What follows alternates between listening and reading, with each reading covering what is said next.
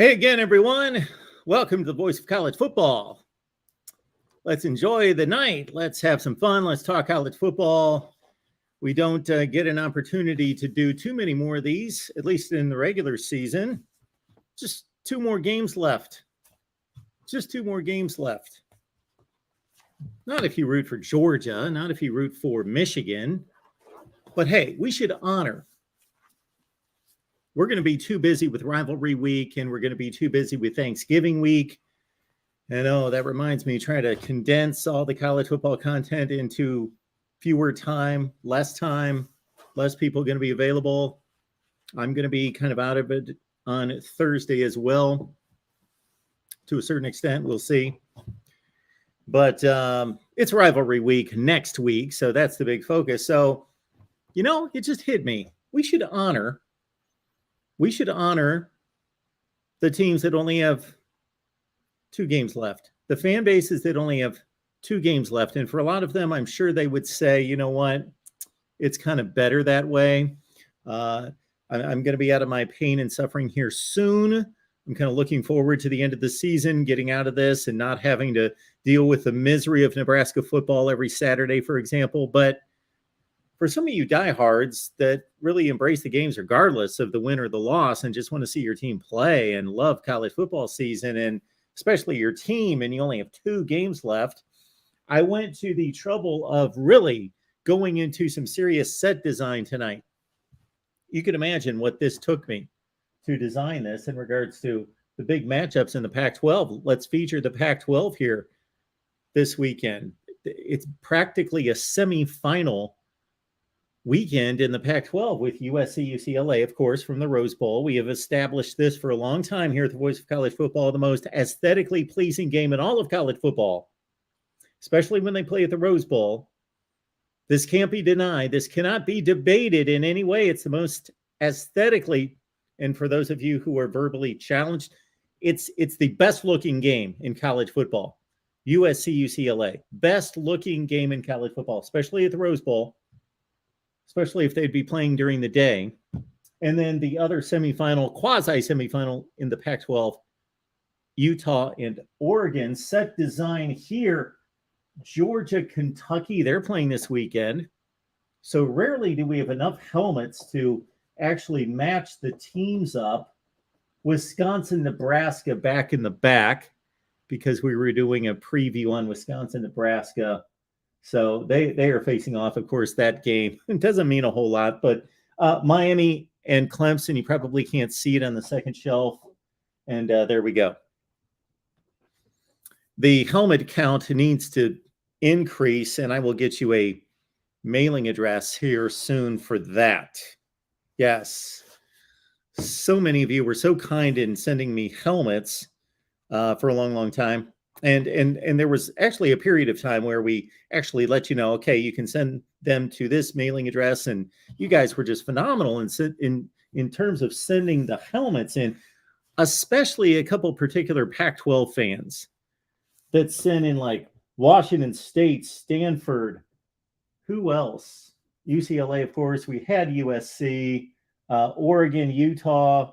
Who else from the Pac-12? There's some other Pac-12. Oregon State.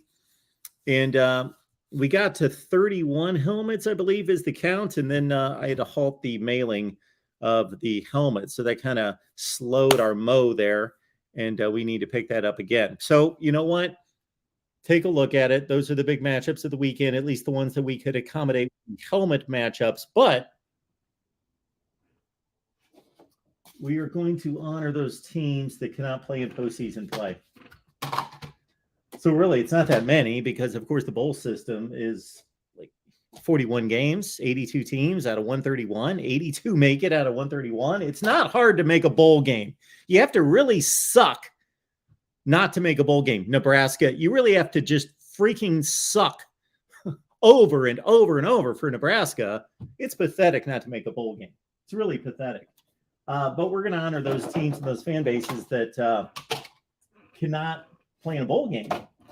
They've already been eliminated with two games left. They can win the last two games, still can't make a bowl game, unless there's one of those crazy mathematical things where they allow some 5 and 7 teams that have a certain academic standing to reach a bowl game. So we know that that's still in play. But that might be it. Stanford's 3-7, right? They're playing Cal on Saturday. The big game, right? Cal Stanford. Why are they playing Saturday? They should be playing the next week. The Pac-12. Anyway. Heck, Florida State's going to be playing in a bowl game. How about that? Who else is not playing in a bowl game? I think that's pretty much it. Oh, this is a great one. Love this one. Texas A&M not playing in a bowl game. I've got 31 helmets here, and I can only find 3 teams that are definitely not reaching a bowl game, and Texas A&M, paying its coach $95 million, can't get to a bowl game. I think that's it. I have no idea what Nevada. I know Nevada sucks. They're like 2-9, 2-8. So they're not going to a bowl game. So we'll put Nevada up there. I'm almost positive I'm correct on that one. As you guys know, I'm not necessarily the group of 5 expert here. And I'll get to the calls in 2 seconds. And I think that's pretty much it because I don't know what I have no idea what Kent State's record is. I have no idea. So we've got the Kent State helmet. Navy, can somebody help me out on Navy? But as we stand right now, we are honoring those 4 that will not be playing in postseason play. Texas A&M, Nebraska, Stanford, and Nevada. And again, the jury's out on Navy and Kent State. All right, let's get to the calls. We left the link to the show. It's in the live chat. It's also in the description section of the video. Okay. I left it in the description section of the video. So come on in. We got DeAndre on the line. What's going on tonight? Well, you might be able to put Miami in there. They lose tomorrow to Clemson. Well, yeah, if they lose tomorrow. I'm talking about tonight. Yes. Yeah. I thought no. We wouldn't put Miami in there tomorrow. They'd be 5-6. Oh, okay. Yeah, you're off by a couple of weeks, DeAndre. Let's not jump the gun. They've got 2 chances to win 1 game. Okay. How about to ask you about? Let me ask you this: Michigan and Clemson's resume. If they had, like, let's say Ohio State beats Michigan, the last game of the year. If they fall in Clemson favor, LSU loses to Georgia, USC loses another game. How would you see their resumes matching up? And also Tennessee. We're comparing just Michigan and Clemson? And Tennessee. And Tennessee. Yeah. Off the top of my head, Tennessee's got the best resume. They lost to Georgia. That's number 1. They lost to Georgia. So they played the best team. They lost to the best team. And they didn't get embarrassed. They weren't in the game, but they didn't get embarrassed. Lost by 2 scores. Tennessee beat Alabama. Tennessee beat LSU by 4 scores. They'll have a win against South Carolina, Kentucky, etc. Okay. Off the top of my head, I would say Clemson's got a better resume than Michigan. Off the top of my head, I'll take. Granted, we're assuming they all win all these games, right? Clemson's winning the ACC championship, right? Right.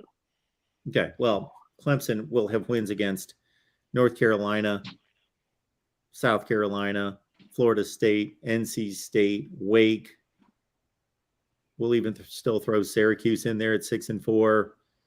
And then compare that to Penn State, Iowa, Illinois, Maryland.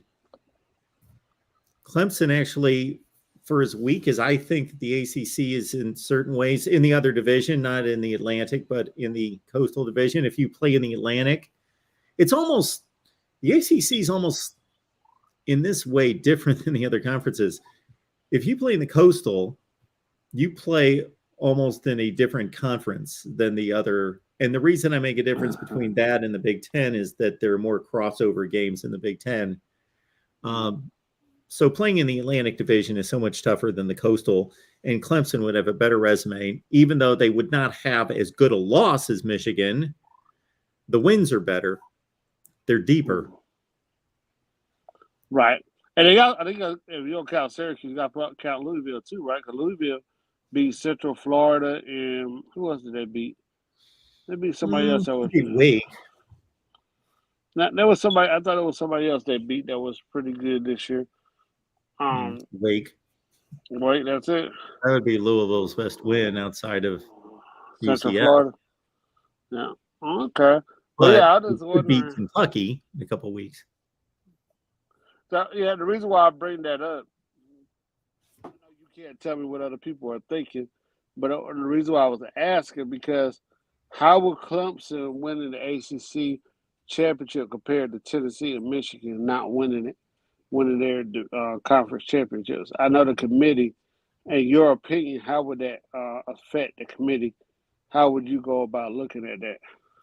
Well, hopefully they're taking conference championships into strong consideration. They should be. Okay. And again, Tennessee's going to have a better resume than Clemson. Michigan, Clemson also depends on how much you want to weight the losses, how much you look at the losses and how well they played, because you're going to say, well, Clemson lost. They got killed at Notre Dame. They really got whipped. Yeah. And if Michigan plays Ohio State really close, Mm-hmm. you know, that again should mean something, just like the wins mean something on the other side. Okay. Well, I mean, I know I hear like when Oregon was only had one loss, I know people saying that Oregon lost that game early in the year and they had to go all the way to the South and stuff. People made excuses for Oregon. I mean, you playing a Southern team going up north to play in a windy game, they're not used to that. So why wouldn't you make the same exceptions? Well, the exception that was made for Oregon is Dan Lanning's first game, first-time head coach, new coaching staff, coaching a different team, playing basically on the road, not completely on the road, but basically on the road, which of course I got you. Clemson was too. But I think Dabo Swinney's, this wasn't his first rodeo. Right. Okay. And well, so let me to be succinct about it, comparing Clemson and Michigan. If Michigan loses a close game to Ohio State, their loss is going to be a lot better than Clemson's loss. Right. And you could argue Penn State as a win is going to look better than any Clemson win, but Clemson has more good or decent wins, whatever term you want to put on it. When I say good or decent, I'm talking about like top 40 teams in the country. They're going to have more of those than Michigan. Okay. Yeah, that this whole that's why I say I can't wait till they expand the playoffs. I don't know how they're going to do it, but I really think that I really don't. And we've been through this. I'm not going to go through it again about LSU and Clemson and Alabama being ranked ahead of them. But I really think that the way they rank teams need to be a little bit better. And I'm in favor because I think Georgia and Ohio State are the two best teams, and I think that both of them was probably smoke Clemson if they were to play on a neutral field. Last thing I'll go with two more things.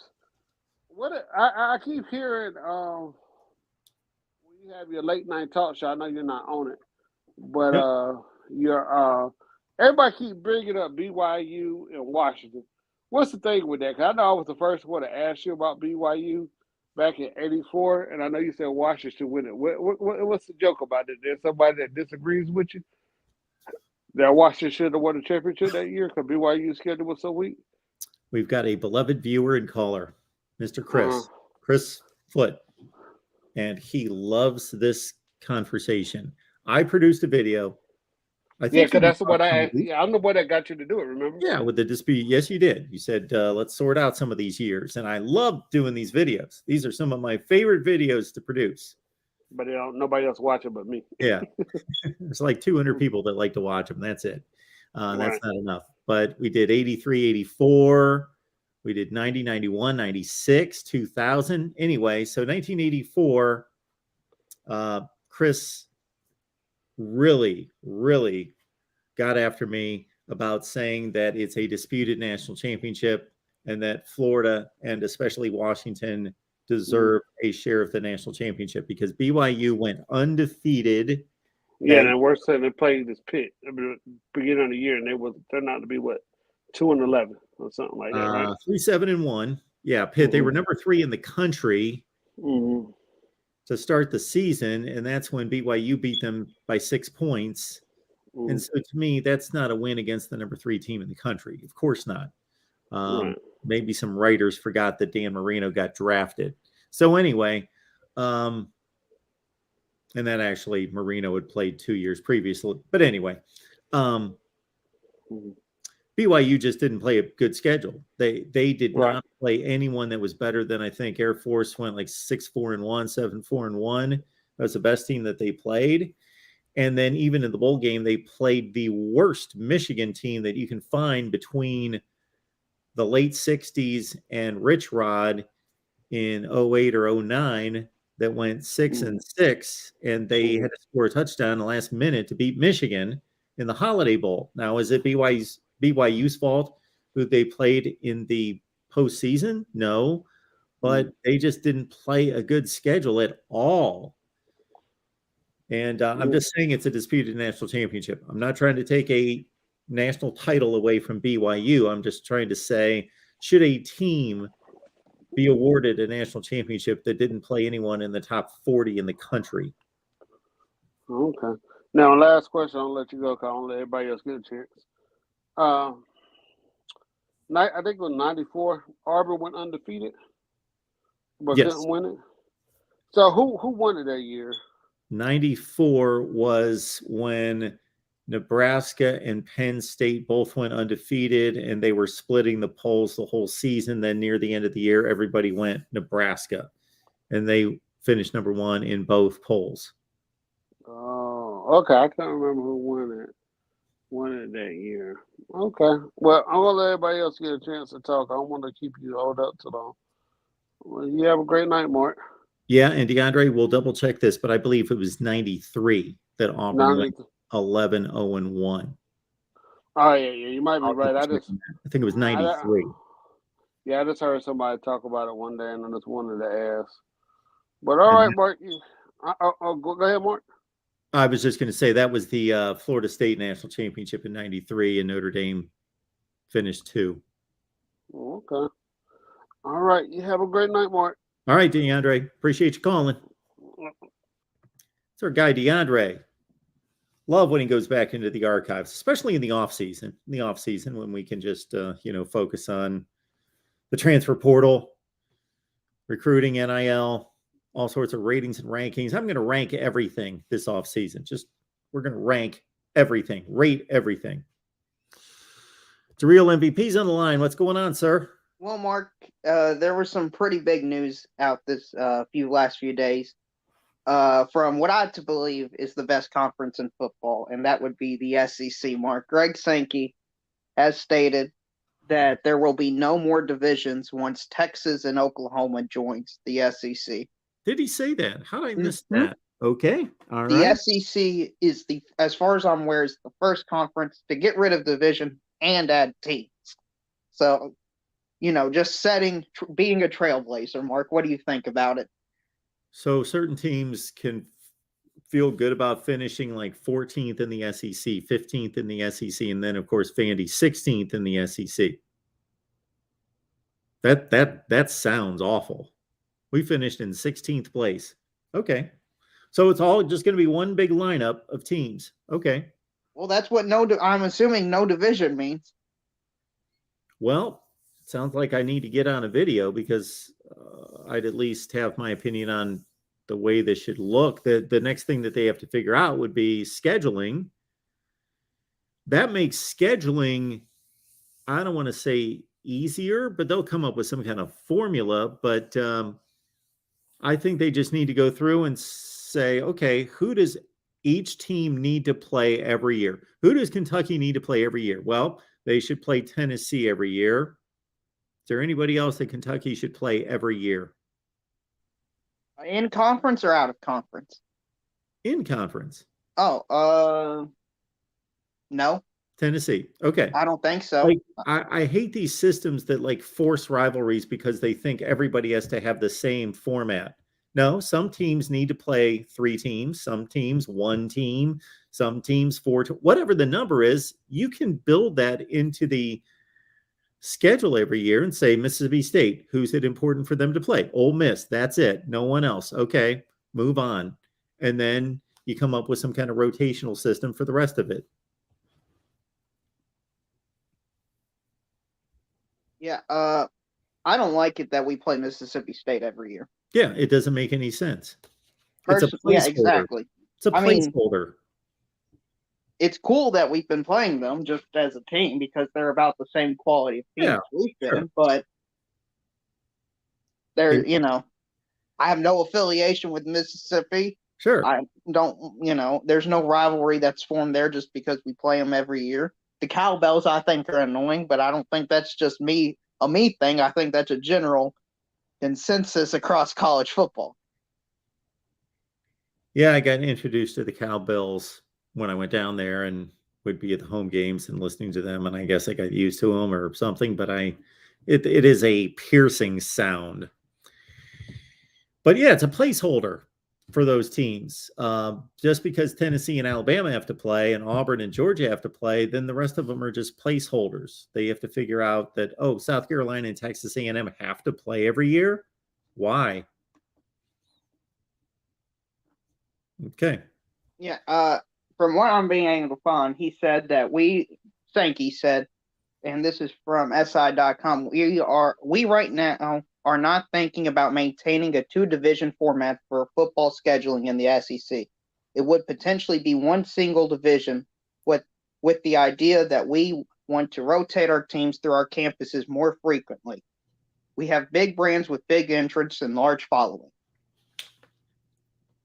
And then he goes on to say some other stuff, but I get the general theme he's talking about. I mean, I want to see Oklahoma and Alabama play every 3 years. I mean, has Georgia even gone to play Texas A&M?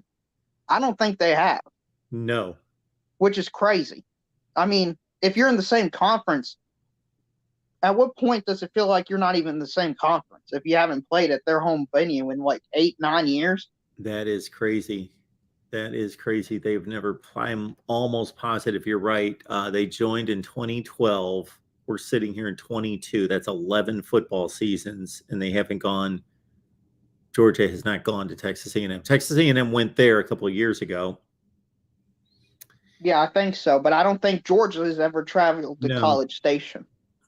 But Missouri joined the same year, and they've played 11 times. There's no connection between Georgia and Missouri, but they just so happen that they play 11 times in 11 years, and Georgia and Texas A&M play once. Doesn't make sense. That is weird. So it seems like they are going to get rid of division, not a certainty, though. Mark, there are some big games this weekend, I guess you want to call them. Not from the SEC, though. Mark, this is SEC get a win week, as I like to call it. It's something. Yeah. You were talking about bowl games, and, some of these teams need wins in order to make a bowl game, it seems. So Missouri. Yeah. But one of those teams is behind you on that helmet with Texas A&M. Any shot they lose to UMass this week, Mark. Any shot. Lord. That would be the funniest thing that could possibly happen this season. That would be it right there. The Minutemen, the worst team in existence, one of the 3 worst. I took the time to write down these matchups, and I was going to post a video and kind of make fun of the SEC and shoot some holes in their schedule, because we do have the Governors of Austin Peay taking on Alabama. East Tennessee State taking on Mississippi State. That's the Buccaneers, folks. Then, of course, the Minutemen, who have lost to Temple 28-0. Their lone win was against Stony Brook. UMass taking on Texas A&M. Western Kentucky at Auburn. Okay, that's still shouldn't be played at this time of year, but Western Kentucky's a legitimate Group of 5 team, 7-4. Usually go to bowl games, etc. New Mexico State, they lost to Wisconsin by 59. They lost to Minnesota by 38. Shutout in that game. Go to Mizzou. And then UAB and LSU. Again, no shame in playing UAB, but sounds more like September 10th than November 19th. Yeah, that East Tennessee State team, Mark, those SEC teams need to watch out for. I'm pretty sure they beat Vandy a few years ago. Was that not Middle Tennessee State? No, I thought it was East Tennessee State. It was one of the Tennessee states. I thought it was Middle Tennessee that beat Vandy. But, there are some good games this week, I guess, on the schedule. Well, I know that you got to be careful making fun of Vandy these days. I know. Just dive in on that like everybody else can. I know. Well, Mark, I'm sure Kentucky's just going to cruise on in a clear bounce back spot against the number one team in the country. Yikes. Yeah, I know. Great time to be playing the best team in the country. It's only a 22.5-point spread. Only. Yeah, only. We're only over 3 touchdown underdogs, Mark. What can I have your top 5 games of the week? Top 5 games of the week. Here we go. Top 5. USC, UCLA. Certainly way up there. Maybe number 1. Let's give Utah and Oregon a spot right now until I possibly figure that there's another game I'd rather see. TCU and Baylor might be better than people anticipate at Baylor. That's 3. We're also going to go with that's an under the radar. Iowa and Minnesota. That's number 4. And making the top 5. Should I go with an entertaining game or an important game? I would say there's a lot of kind of blah games after that. There's kind of a number of it could be okay. Or there's a marquee team like Ohio State playing an okay team. Or there's 2 marginal teams. But I'll go with, for sheer entertainment, could be a decent game, could be a good game, doesn't really matter, doesn't mean anything. NC State at Louisville. Interesting list. I'm surprised Bedlam didn't make your list, Mark. Oh, Bedlam. Well, yeah, it's a big rivalry. It's it's what college football is all about. I guess Oklahoma State can still make the Big 12 championship game. They can. Yeah, that should be in there. And what is their all-time record against Oklahoma? It's something atrocious. Word. Yes, I'm going to say off the top of my head before I look it up, it's 71-10 or something like that. Yeah, something like that. I think Wet Blanket has looked it up for us. He's got 89, 20, and 7. There it is. 89, 20. Whoo. Yeah.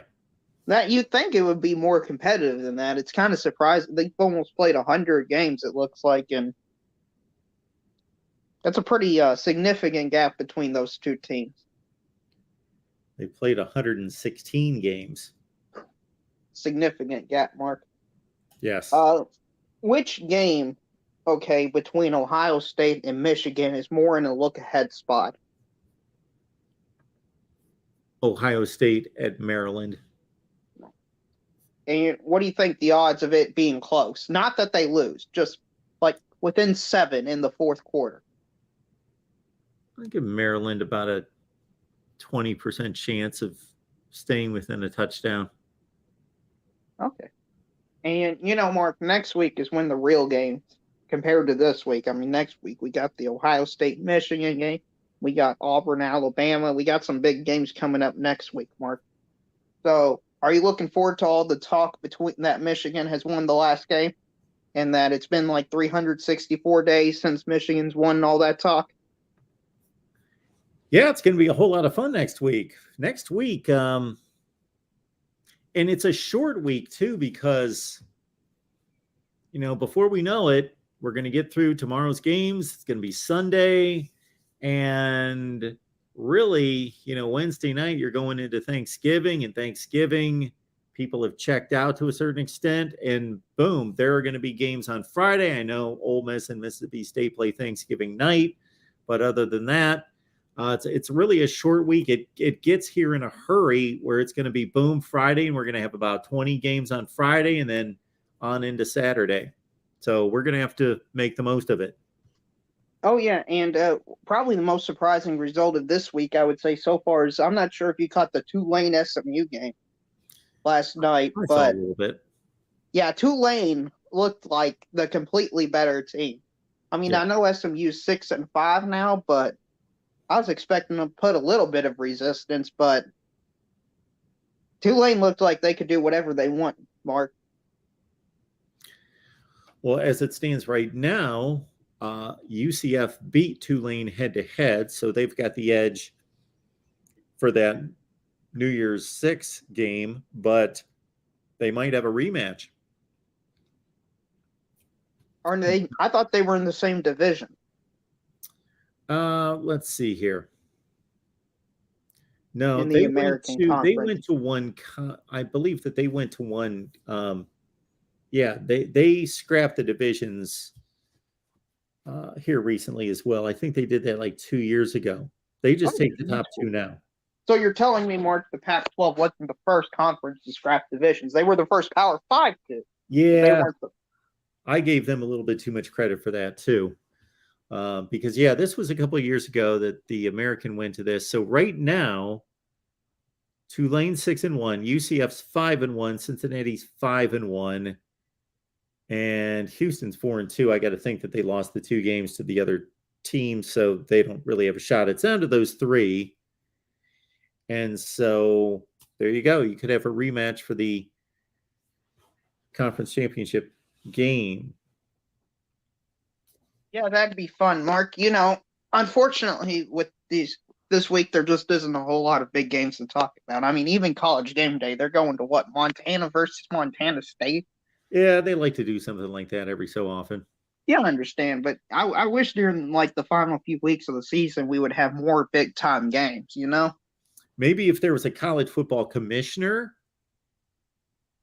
they could look over the entire schedule, not just every conference looking at its own schedule and every team looking at its own schedule. Then games could be moved around to make sure that there's a balance of big games every week. Exactly. I mean, look, the best games, I mean, you've got what, an Oregon team that's at home against a team that's 0-1 in the SEC, Mark, and you've got USC versus UCLA. I mean, it's at UCLA, so that means what? It's going to be 75-80% USC fans there at a minimum. Yeah, UCLA fans still have yet to show up. I don't think they were too into this football season. Yeah, I've got to ask you about that. I know Chip Kelly's been around different places, and he's a big time coach and all that stuff. Do you think any chance he would, if he were to leave, it could be because of the lack of fan attendance and just the lack of appreciation? Because if I built up a program and nobody came out to play, I kind of would feel some type of way about that, Mark. I would too. You want to be somewhere where now the double-edged sword is that if you're losing, then you're going to hear it more. You're going to hear it directly in the stands, but you're also, if you lose at certain places across the country, the seat gets mighty hot and the criticism comes down on you. There, they just, our guy Tony Siracusa even said it the other night, you may get a quick blurb on a fan board with some pissed off UCLA fans that make comments after the game, and then they're off to the beach in 10 minutes, so they're not going to spend too much time on it. Yeah, I would care. Yeah, so that's just something like, how it feels like Brian Kelly from LSU last year. I don't think anybody saw that coming. I'm just throwing that out there because I was thinking about Chip Kelly. because I think he's still a good coach. Well, he's And showing us this year that he must be. right, and I mean, with the Pac-12 kind of going the way they're going, losing to their biggest program, I'm just not sure if that's something he wants to do. Potentially. Yeah, there was a whole portion of the conversation that we had on our USC show this past week in previewing the UCLA game about how much tarp they put in the stadium to cover up how many seats. And in this year, they put more tarp up, and then they reduced the seating capacity some more. A few years later, they put more tarp up. And I'm like, my goodness, that's pathetic. Well, Mark, I mean, one of the things people rip me for saying is that certain conferences care about certain things more than other conferences. And I think that's a prime example of one conference, but particularly not caring about something as much as another conference. Could you imagine the Big Ten, any Big Ten team tarping out 20,000 seats? Not one as good as UCLA. And I will take a couple shots at the Pac-12 in this way. I just looked up last week's attendance. So UCLA was 8-1. They are playing for the Pac-12 championship, a possible playoff berth, and they had 44,000 people against Arizona. That's what's reported. I don't know what the stadium looked like, but they had 44,000 people listed in the stadium at the Rose Bowl. Okay, I get the whole thing. There's so much to do in California. Whatever. I never bought that because we're not talking about a baseball team that's out there every day. If you're a UCLA football fan, they play at home like 7 times a year, 7 times out of 365 days. Like, you can't go to 1 or 2 games a year out of 365 days. We're not asking you to go to Dodgers games every day, 81 times. And it's also the second most populous metro area in the country to New York City. It's like, if you relate that to Tuscaloosa, Alabama, that would be like there being like 3,000 people at an Alabama game. They have so many people to draw from. Make about the amount of people in LA, because they say they've got pro basketball, college basketball, MLB, and all that stuff. Well, you've got like what, 10x the average population? Yes. And if you care about UCLA football, why are you going to a hockey game when that season's going to be going on for the next 5 months? You're not going to go to a UCLA football game. They only play 7 at home. Like, you're being distracted by other sports? It's a dumb. I understand there's only so many things to do, and there's only so many entertainment dollars. Yes, I think there's some validity to the argument, but not completely, and not when you've got that many people to draw from. Right, and it's not. And you were talking. I mean, and look at the quality of teams that they have right now, Mark, in LA. I mean, the Lakers aren't exactly, their teams aren't exactly winning titles or anything. So if you look at the city of LA as just a whole, USC is probably up there to win as a team, one of the top teams that can win a national title for that city, and UCLA as well. Their basketball teams aren't particularly great. The baseball teams aren't particularly great. One always seems like they blow in the playoffs. So it just kind of, I just hate it for those kids and athletes and those coaches. Just hate it for them. Here's a stat before we let you go here. There are twice as many people live in Los Angeles County, 10 million people, than live in the state of Alabama. In the county, twice as many people, 10 million to 5 million, than live in the state of Alabama. That's crazy, Mark. That's genuinely crazy when you think about it. Yeah. Like, that's massive. But, it just goes back to what I was saying. Some people, some places care about certain things more than others. And that's okay. You can't, if you want to, you have to have a priority list if you got all these things going on. And if you're at the bottom of the list, you're going to be hurt by it. It's just the way it has to be. Now, I grew up in the Midwest. I'm in no way going to defend, let's say, Northwestern's attendance. However, to compare UCLA's enrollment to Northwestern's, where there are 50,000 students at UCLA. Well, there's 21,000 at Northwestern. So they got about a 30,000 edge on Northwestern. So, all right, DeReal. Yeah. Thank you, Mark, for having me on.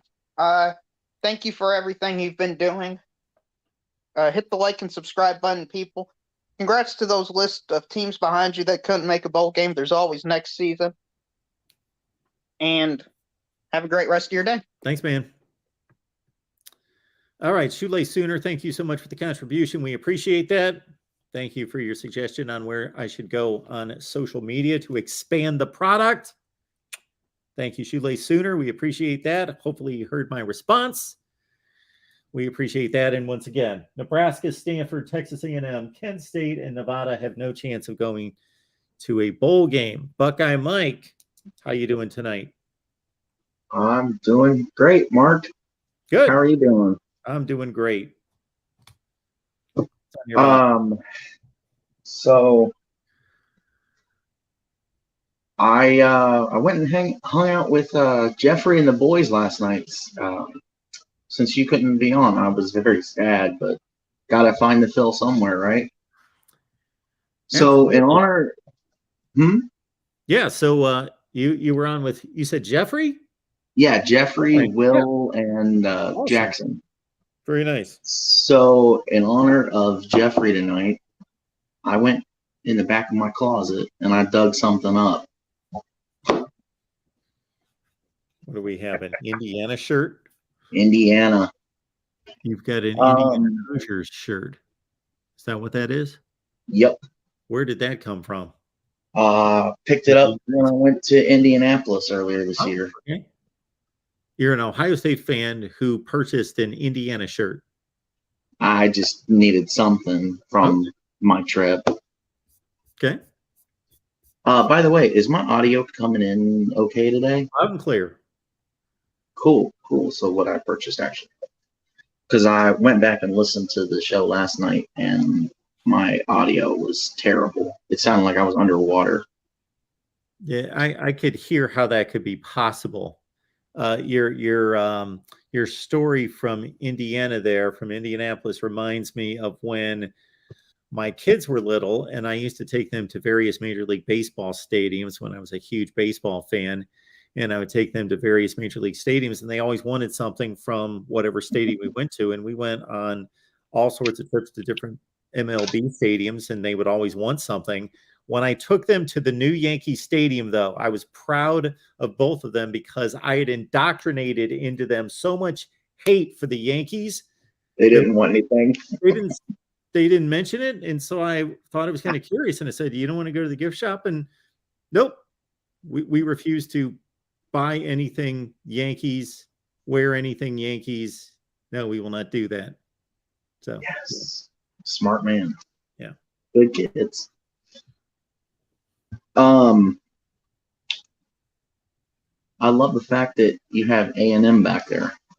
Yeah, isn't that fun? Who would have thought that? They can't even get to a bowl game. I'll give you something even better. Yeah. We did a lot of picks last night. Okay. That was one of our games that we picked. And I told the guys, I said, this is the one game the SEC will not win. I'm taking UMass for that game. Oh, Buckeye Mike, with all respect, all due respect, you're really not influencing my expectation of what's going to happen in that game by telling me that you've predicted UMass to beat Texas A&M. I mean, I said it'd be like a 1-point win, but I also figure at this point, the people that watch college football in general probably figure that it's going to either be close or they're probably going to lose. What's the point spread on that game? I've got to guess it's like maybe 25.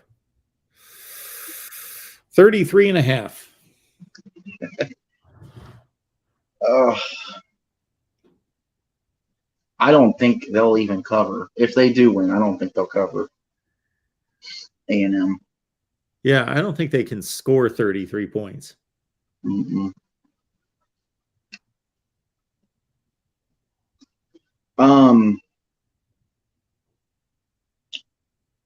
In your honest opinion, though, does UMass even stand a chance? Did they stand a chance? Yes, they're going to have athletes on the field, and they're going to have 11 of them on the field at the same time that Texas A&M will have 11 on the field.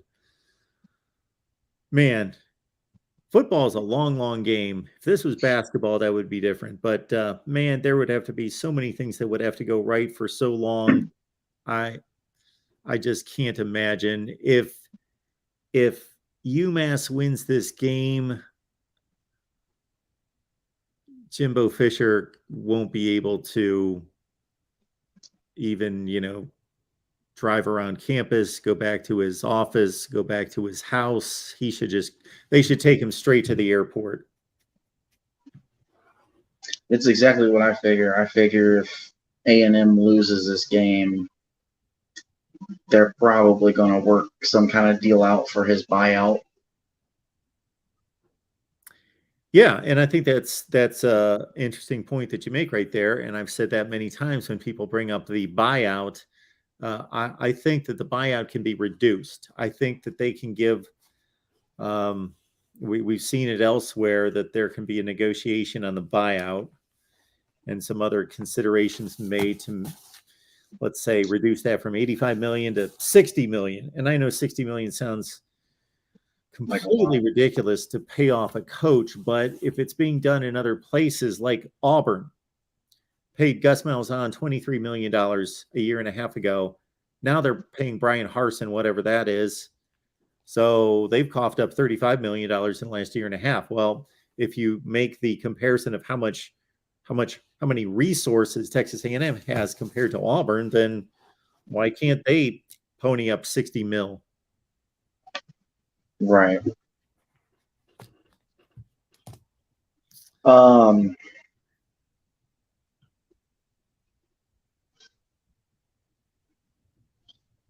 You think JSN plays at all this week? Maybe on limited snap count?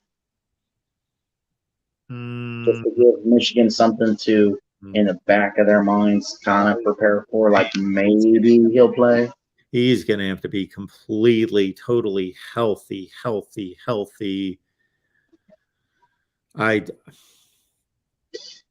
You understand that me or anybody else is just taking a guess when you ask something like that. Yeah. I don't know. I haven't seen him work out. I have no idea where he is in his progress. My biggest thing is, I'm not sure. I know like his injury is legit and everything. Do you think that something like that's more possible, or do you think that JSN's just done at Ohio State and he's pulling Nick Bosa, getting ready for the NFL draft? I would say the latter. I would be more inclined to think that there's a greater probability that he does not play the rest of the season than he does play. Okay. But why not leave it out there or put it within question for teams to have to prepare for, or at least think about? So why not just keep everyone guessing? Right.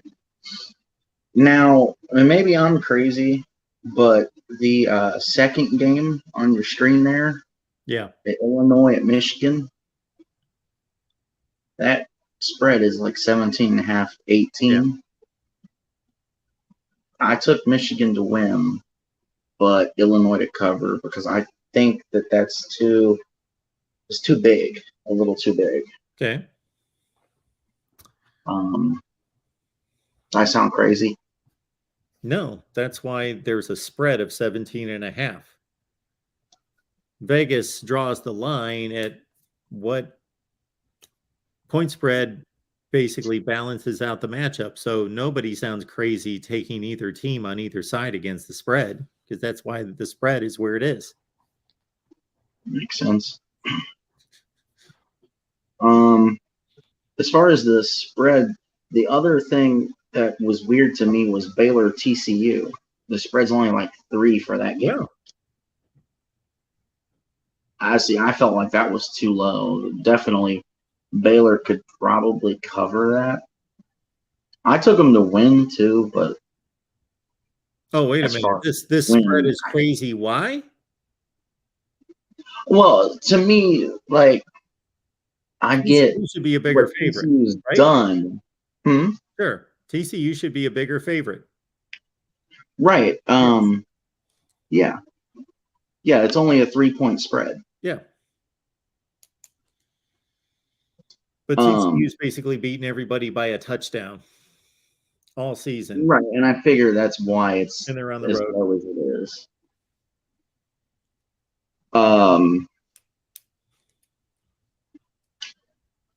How far into the Maryland game do you think Ryan sits the starters just to keep everyone fresh for next week? I think that he wants to get to a point in the game where there's basically two things that come into play. Number one is the score differential, and number two is the time left in the game. So at whatever point that he thinks the game is secure, then, if they're up 45-17 and entering the fourth quarter, I got to think that's pretty secure. Yeah, it seemed like a lot of us last night, like I think it was Will, he said like 63 to 21 or 28. And I was like, that's a little high. I felt like it was. Yeah, people generally think of Maryland having no defense and a ton of offense, and we've got to kind of shake ourselves out of that thought process because things do change, and Maryland's not scoring at that level or giving up those kind of points generally, period. Mm-hmm.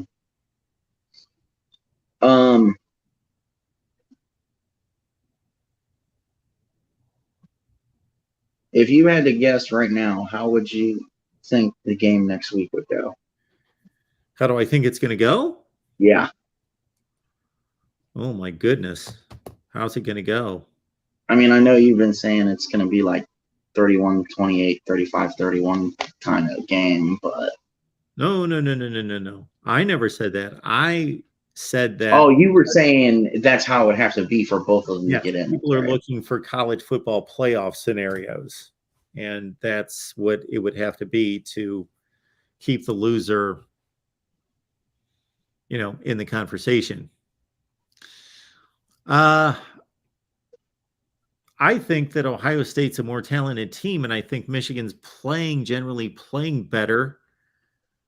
And I think that Ohio State, I would love to know how healthy that the two running backs are going to be next week, because if Dallin Hayden is carrying this thing for most of the way, I think that's trouble for Ohio State. I think Michigan, I have a little bit more faith in Michigan's defense. Not a whole lot. I've been impressed with Ohio State's defense, but Michigan's defense has been slightly more dominant, although I put together a comparison this week. And which a lot of people don't buy into this, I do, but I looked at 5 common opponents. So that's five opponents out of only 10 games played, that they played 5 exactly the same opponents. And sure, you have to put the numbers into context, but Ohio State's been more dominant against those 5 opponents in terms of yards per play and yards per play defense. Mm-hmm. Michigan played better against the best opponent on the schedule for each team. now after this week, wouldn't it be 6 common opponents? Yes, after this week. Um, After this week, it's actually going to be, yes, you're right, 6. Yeah. Do you think when Michigan played Maryland, it was kind of flukish, or do you think Michigan just was still getting into the groove of things? Well, I mean, because Michigan, it was 34-27, and then you look at last week, Maryland lost 30-0 to Penn State. well, yeah, you can bring up all sorts of scores that if you just take 2 scores and compare them, you can find all sorts of scores that don't make sense that way. I watched that game. Here's the deal. Maryland had to score in the last minute of the game to make it 34-27. So if you're pro Michigan, you say, well, really, it was a 2-score game. However, if you're pro Maryland, you can say, we gave them a touchdown the first play of the game. Our kickoff returner botched the ball and gave them the ball at the 10-yard line. The first play of the game for Michigan was a touchdown. It was a gift of a touchdown. Okay. There was a Maryland interception in the end zone where the dude's foot might have been out of bounds by an inch, or otherwise Maryland intercepts Michigan, J.J. McCarthy, and they deny them of a field goal. There was a Michigan interception that was not an interception. It was trapped. So Michigan was fairly fortunate in that game. I think that's about the closest those two teams are going to play, though. I think Maryland played really well. They did lose to Talia Tagovailoa, but the backup had a really good drive to make it 34-27. But I'll also side with Uncle Rico, who says that game feels like it was forever ago, and that's part of it too. Teams change week to week, and Michigan's been a very consistent team though this year. Yeah. Last one. Here we go. Well, I don't really have much else. Okay. I did before you have me go. I did want to mention to tune into my channel this week. Got a lot going on after the Maryland game to break down the Michigan game, and to all the Michigan fans in here right now. If Michigan wins, I will come. Either I will do a video dressed like this, or I will come on here dressed like this. I will be on screen with maize and blue paint on my face, a Michigan shirt, a Michigan hat, and I will drink red liquid symbolizing Buckeye tears.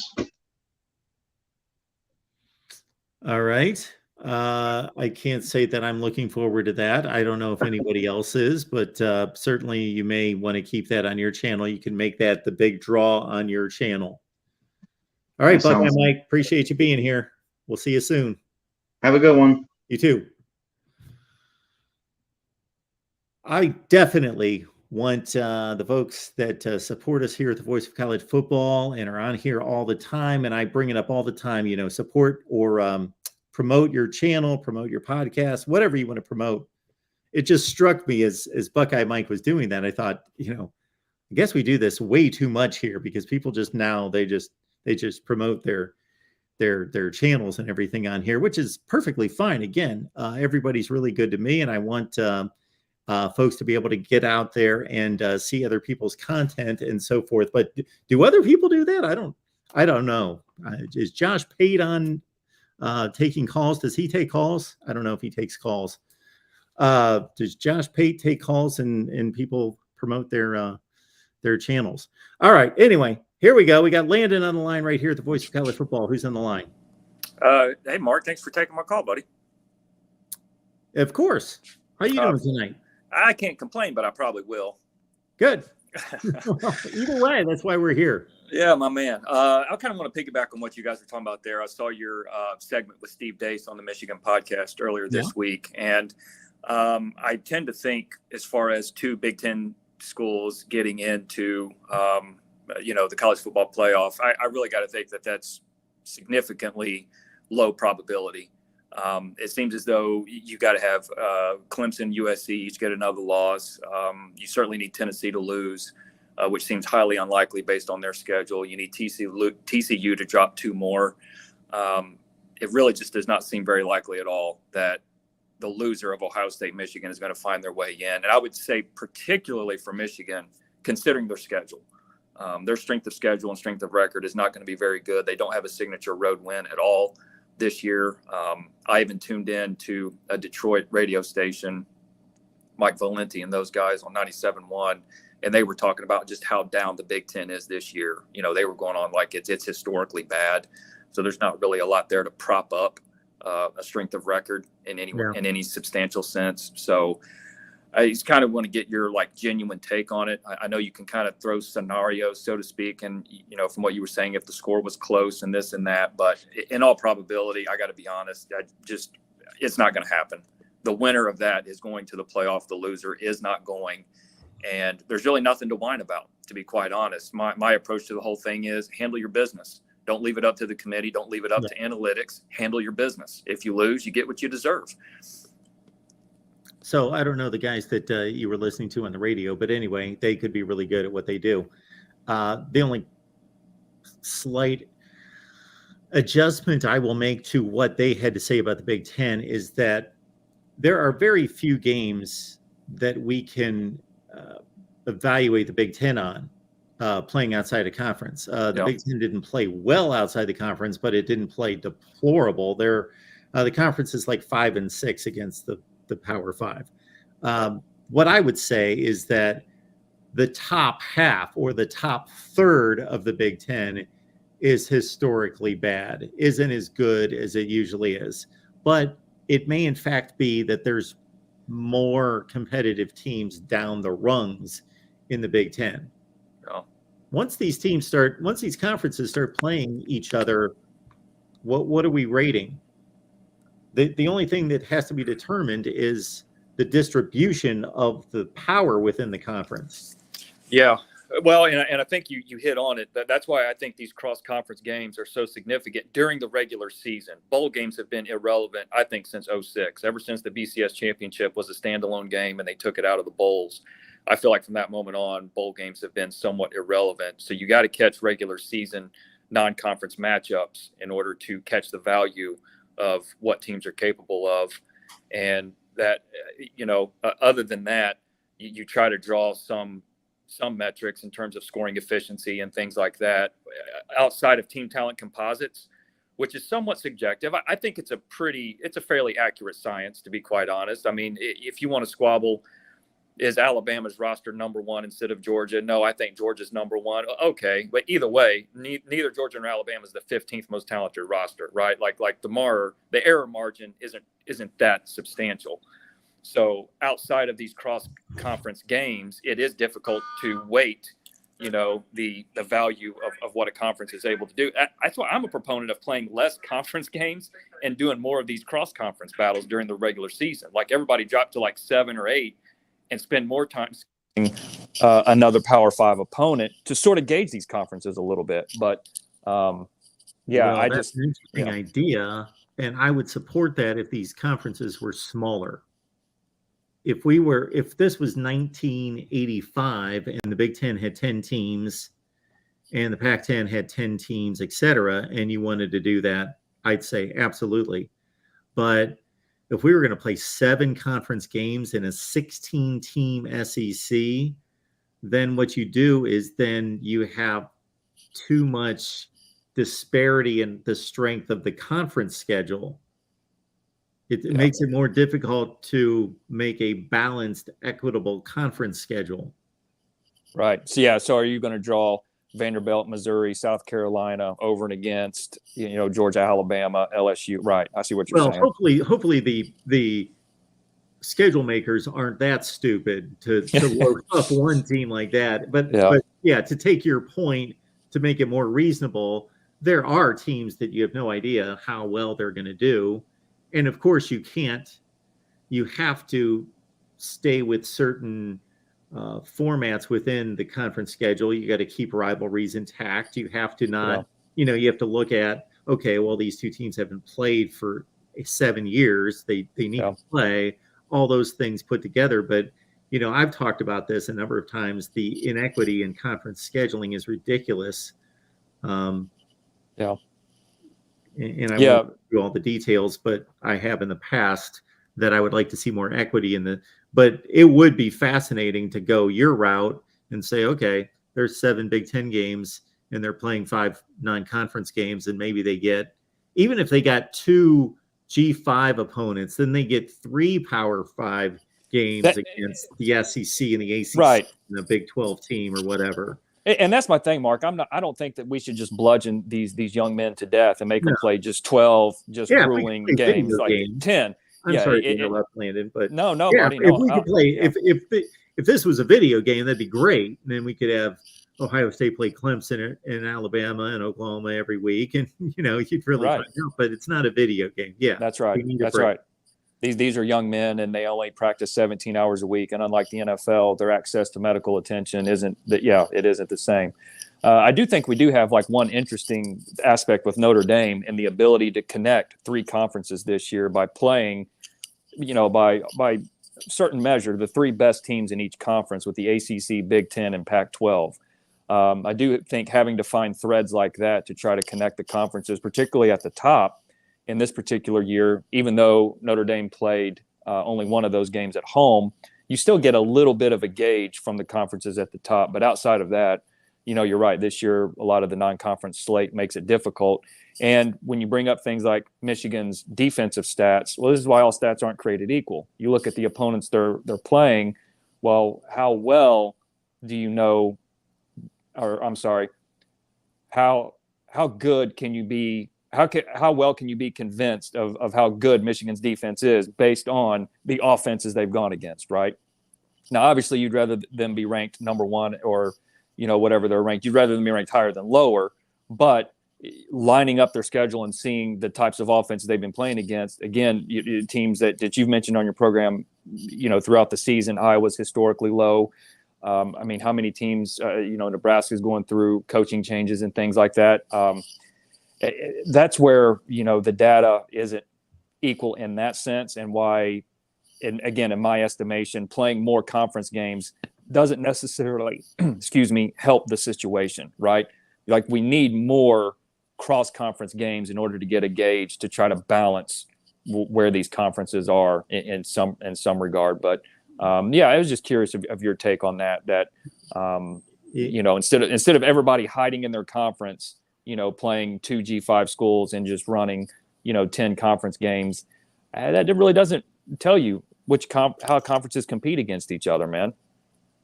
Yeah. It all depends on what your purpose is. What is your mission? Mm-hmm. What are you trying to accomplish?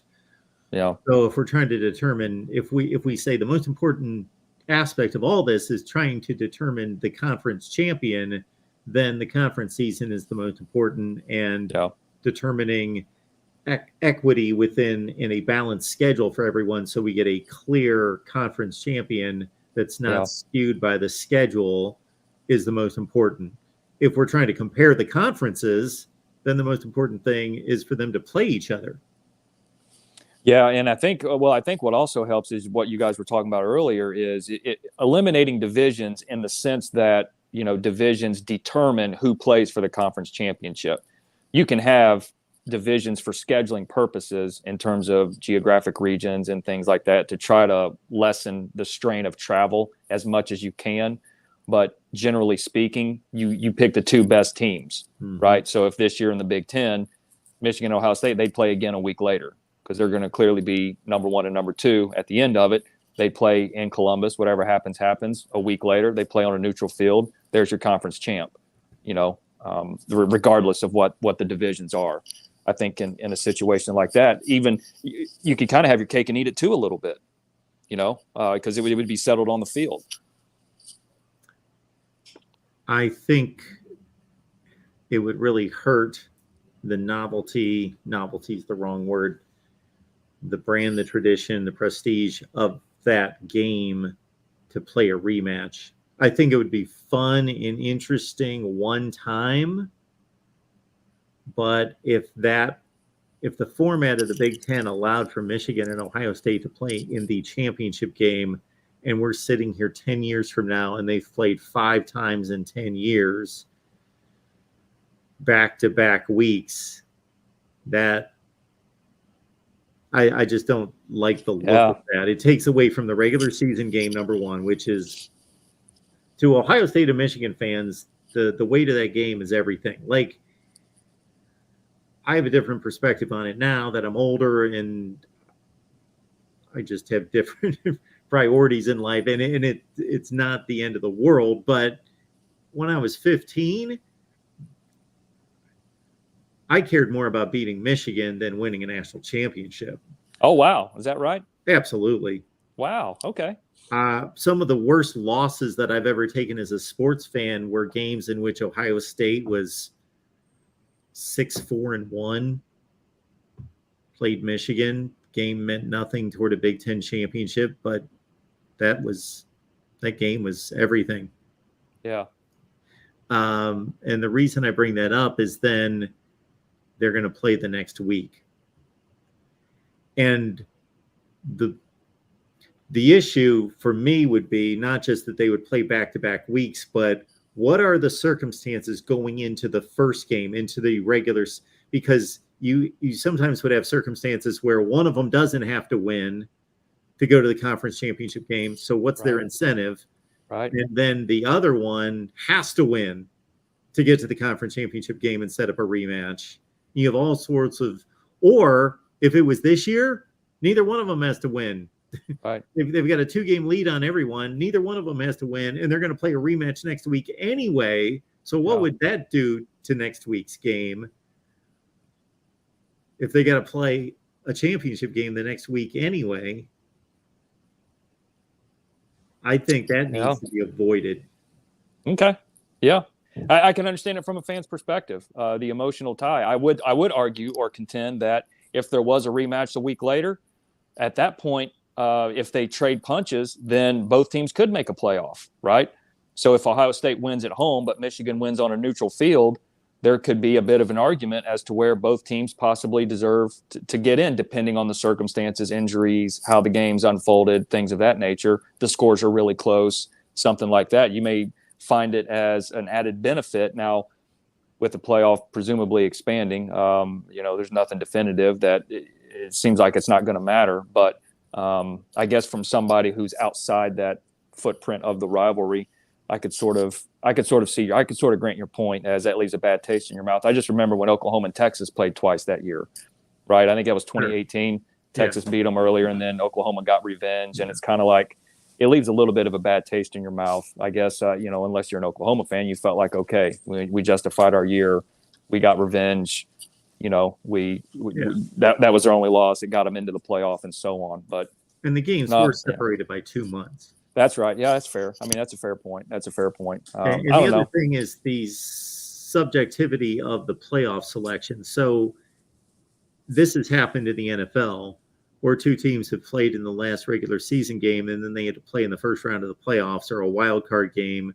Yeah. But in the NFL, you can tell 2 teams exactly what they have to do to make the playoffs. They know exactly what they need to do. If they win this many games, they stand here, and if San Francisco loses and the Rams win, then you make it's all objective. It's all laid out. These are the tiebreakers. There's not this vague, well, you're number 2 this week, but if you lose, you may drop to 5. There's all this. Well, what is he going to do? Right. Well, and I think the only reason that's difficult, I got into a pretty heated discussion about this. Like, I defend the committee. I don't think they've ever really got it wrong, because they've outlined the criteria that they're looking for. Now, they don't have hard-lined rules because it's difficult to wad, let's just say 65 Power 5 teams out of 12 games that schedules don't really cross over all that well, and get them, boiled down into 4 teams out of 12, possibly 13 games. So, moving from team talent composites to strength of record, strength of schedule, scoring efficiency, scoring margins, they really line out all the criteria, because here's what's never happened, Mark. In the playoff era, what has never, ever happened is a Power 5 team going undefeated and being left out of the playoff. Sure. So, there actually is a way to make it. Win all your games, right? Don't leave it up. Don't leave it up to the commit. Right? Don't leave it up to the committee. Don't leave it up to. Well, I mean, I guess the only way that would ever be challenged would be is if you have 5 Power 5 undefeateds at the end of the year, and then at that point, okay, what was your non-conference? Exactly. What was your right? Well, Landon, it's a bad playoff system. It's a bad playoff format when you cannot tell a team this is what you need to do to make the playoff.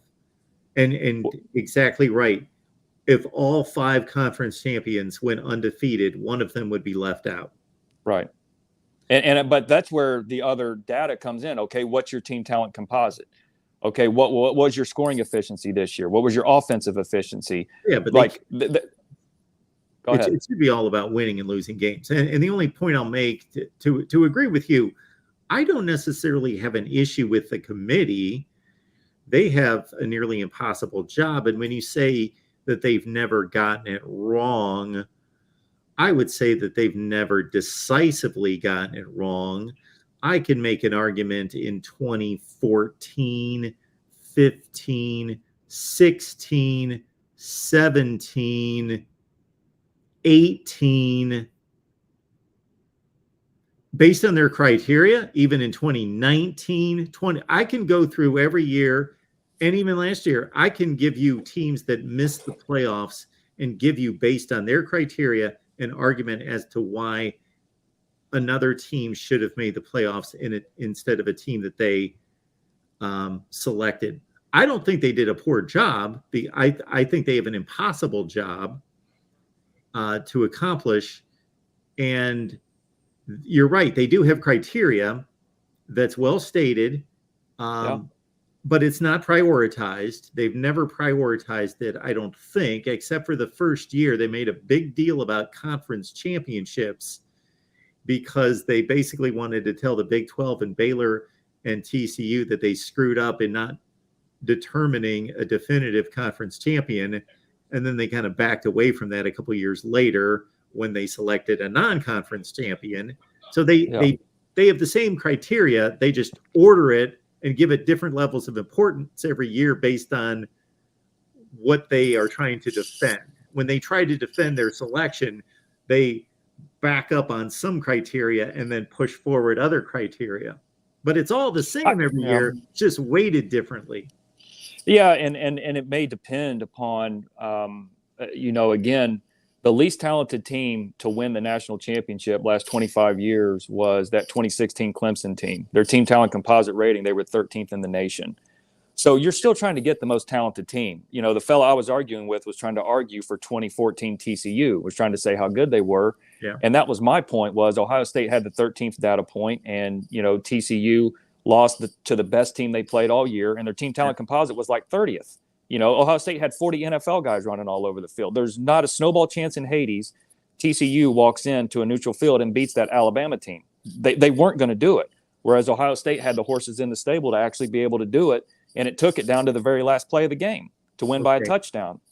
What you're bringing up now, Landon, is a very interesting point, because you are obviously on the side of talent, meaning you want the talent evaluated on the teams. So you don't care. So basically, this Alabama team that lost 2 games this year should still be in consideration for the playoffs based on your criteria. They're one of the most talented teams in the country.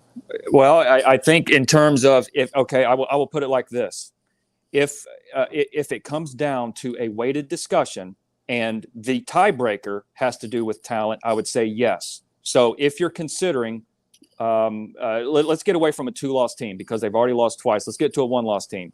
Let's say the argument is between Clemson and TCU. They're both 1-loss conference champions, right? Both conferences are fairly similar. There's not a massive gap between, the talent, strength of schedule, strength of record. TCU doesn't really have a signature road win any better than Clemson does, whatever you want to do with Kansas and Texas. If they win at Baylor, that's a pretty good win, but it's not a great road win. So a lot of things are comparable. I want the more talented team on the field. I would go Clemson. Right? Unless the analytics are just so overwhelming, which they're not. TCU's defense has struggled all year. Sure. Unless TCU was just gutting everybody and just crushing people by 30 points every week, scoring at will, stopping everybody. But if things are close enough, that thing that puts the next team over the edge is team talent composite. I want the most talented team on the field because they have the highest probability to win because history proves it, right? That's history.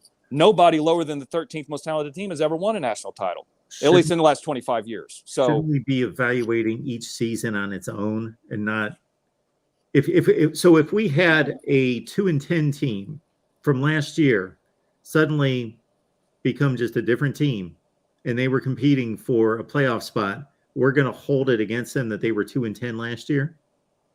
I wouldn't say that, but I think we would look at the composite of the roster in terms of, why were they 2-10? So I think to fit a perfect example would be Texas A&M. According to 24/7 Sports, that's the 5th most talented roster in football, and they're playing like absolute trash. So if next year they go 12-1, then you could say, okay, all that talent finally started clicking. It finally made it. Whereas if you go the other way and you take what was it, 2006 when Wake Forest won their conference, well, you could tell that was an outlier season, right? The program in and of itself is not a sustained winnable program. That's an outlier season. And to your point, if you say, well, should they be punished for not recruiting better all those years? My argument is yeah, I want to reward those teams that recruit better over and against those that don't. Yeah, but I think talent and recruiting should be rewarded. But the recruiting and the talent should show up in the results. Sure. It shouldn't be well, you didn't play as well. Your results weren't as good. You lost one more game than you really should have, but you got all this talent. So we know that you can compete on the bigs. No, the talent in the recruiting should show up in the results, and all that should be evaluated are the results. I mean, yeah. But it's a both and, right? I don't think it falls into an either or. So giving back our example of TCU and Clemson, if you're going to compare the two programs, they're both one loss. That's the argument. If TCU was a standalone, well, then sure, they walk right into the playoffs and let's see what they do. And I think that was Cincinnati last year. They put 14 players in the NFL. They scheduled the right way. They had 2 Power 5 road games at Notre Dame, at Indiana. They won convincingly, but they got in and they kind of got handled in the playoff. But that's an example of a typically lesser talented team finding their way into the playoff. Is the year before they were really good. They showed it was there. The scouting has showed that they have a lot of NFL talent on that team. So here we go. We're going to allow them into the playoff. Who's the least talented team in Power 5 football? According to 24/7, it's Alabama, but I think least. I'm looking at it right now. I'm going to get to it here. It looks like it might be Sayre, Kansas. Is it Wake Forest? Is it 72? Washington State? It might be Washington State. So let's say it's Washington State. They're number 73. Yeah. In the total team talent rankings. If Washington State goes 12-1 next year and wins the Pac-12 championship, you're not going to give them a and everybody else in the country has 12-1 conference champions. You're dropping just based on their lack of talent. You're dropping Washington State. Unless they beat, let's say their non-conference game was they beat Tennessee, Georgia, Alabama, Ohio State, right? Unless they have a non-conference game that just elevates what they've done to such a level. Let's say their non-conference game is just like an Oklahoma State or something, right? A good team, quality team, but all things being equal, yes, I'm leaving them out. I'm preferring the more talented teams over them. Yeah, that's what I would do. I'm going to make one other comment, and then you can go in whatever direction, and we need to get to our next caller. But that's fine, buddy. We can be done. I appreciate you, buddy. With the committee, again, is that so I understand your point, and I was just making this comment to. I see Tim's waiting in line here at some point. That I was arguing with Tim about this, where I'm guessing that you come across some arguments where you think the other side of it, whatever's being argued by the other individuals, just complete nonsense, ridiculous, just doesn't hold any weight whatsoever, versus having an argument with someone who you may not agree with, but you understand their logic, their points. You think Yeah. they come from a place of knowledge and they're arguing good points. You just don't happen to agree with that being the best way to do it, let's say. Sure. And that's where I stand right now on your evaluation, because I totally get it. History backs you up that if we put that talent quotient in play, history backs you up that the more talented teams win the games when these elite teams meet on the field, or elite teams meet just good teams on the field. But I just think that the results should mean everything.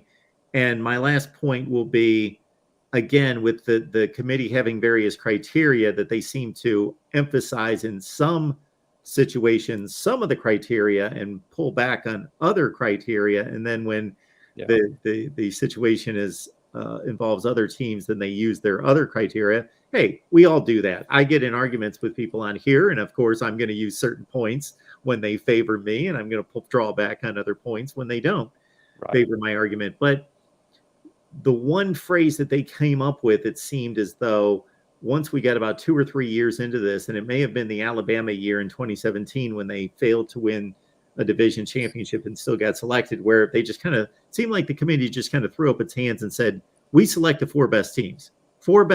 And that I'd never heard them phrase it that way, 4 best teams. And then it became kind of their trump card is 4 best teams. Yeah. And my thought at that point was, well, Landon, to your point, 2015, did Ohio State not field an NFL team and they lost 1 game? Could they not have been selected to the playoff? They had one of the 4 best teams. Right. Well, and it's because you mentioned that year exactly specifically. If Michigan State would have had 2 losses like Penn State did the next year, I could probably argue Ohio State getting in over that. But the other teams that were being considered, Clemson, Oklahoma, Alabama that year, they all had that 13th data point, including Sparty. So that's the only thing that kept Ohio State out. And again, I go back to handle your business. Don't leave it up to the committee. Don't leave it up to numbers. You had Sparty in your backyard. You had the opportunity to win and get to the playoff. You didn't hold up on that end. But I won't take any more of your time, buddy. I really appreciate you. Thank you for giving me the line, man. Thanks, Landon. Appreciate it. Always appreciate the thoughtful conversation with Landon right there. Good stuff. Uncle Rico, thank you so much for the contribution. We appreciate you so much. Uncle Rico and Shoelace Sooner, thank you for the super chats tonight. Uncle Rico says, when they get rid of divisions, they need to move the Ohio State-Michigan game to an October night game. Yeah. Avoids back-to-back, and if they do see each other again, it won't be for 6+ weeks. I know you hate that, though.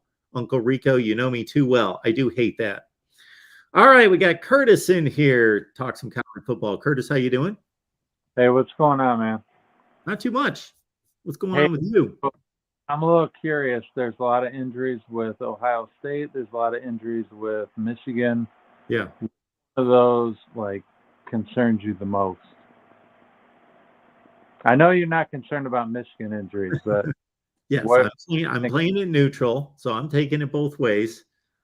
Well, the Ohio State injuries to the 2 running backs are the most evident in watching them play in terms of impacting what they're trying to do. And that's been their biggest weakness this entire season, or at least at a certain point in the season, the last 4 to 5 games. And so those have been the most impactful injuries to what I see how the 2 teams are performing for me.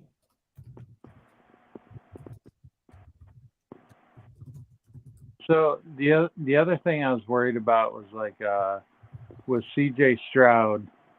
He every time there's the weather issue or anything gets a little weird, he just seems a little soft to me. And you see him last year with the Heisman thing. He just seems very he just seems scared. And anytime anything gets tough, I don't know. I don't know what to say about that. Okay. Well, I know exactly what you're talking about because some of it's body language. It's the way he talks. It's the way he presents himself. I totally get what you're saying.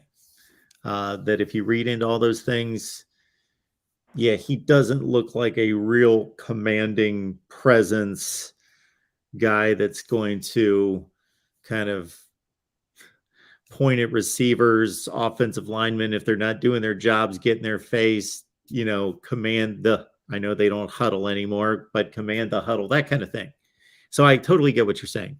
However, I know he's a kid, like they're all kids, and yeah, like exactly. He's what now, 19, probably, maybe 20.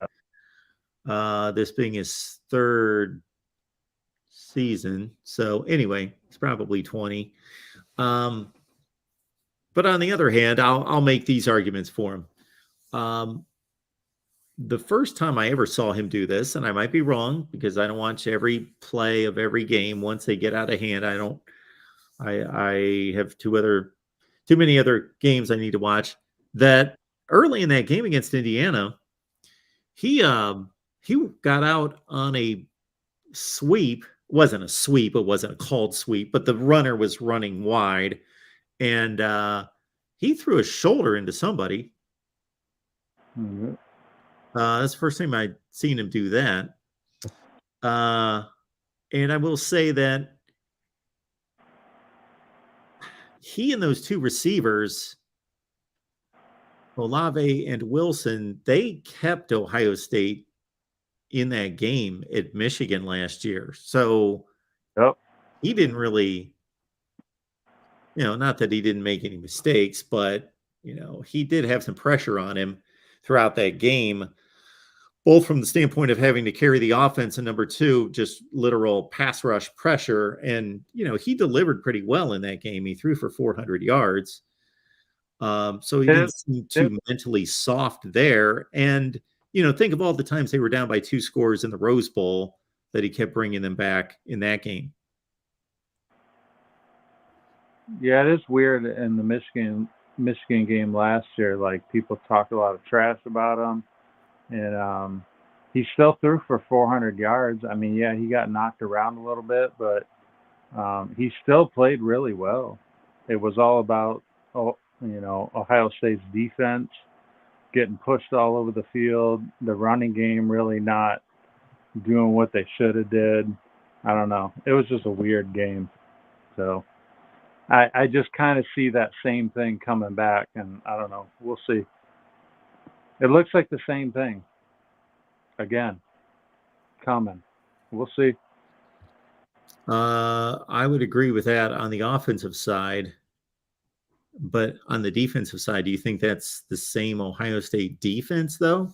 I think, no, the Ohio State defense has improved, but also the Michigan offensive line has improved.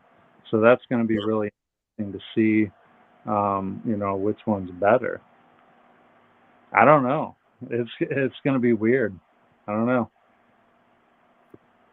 All right, Curtis. Anything else for us? No, we're good. I appreciate you being here. All right. Have a good night. All right. I see a comment in the chat by Cheryl that I really don't want to get into, but I find it amusing. All right. Kazito's here for us tonight. What's going on, man? Hey, can you hear me? I've got you. Hey. So I just want to talk about the the coaching vacancies. Sure. So at Nebraska and Auburn specifically. Yeah. So you heard about the Lane Kiffin and the Auburn rumors, right? Oh yeah. What are the odds of that, do you think?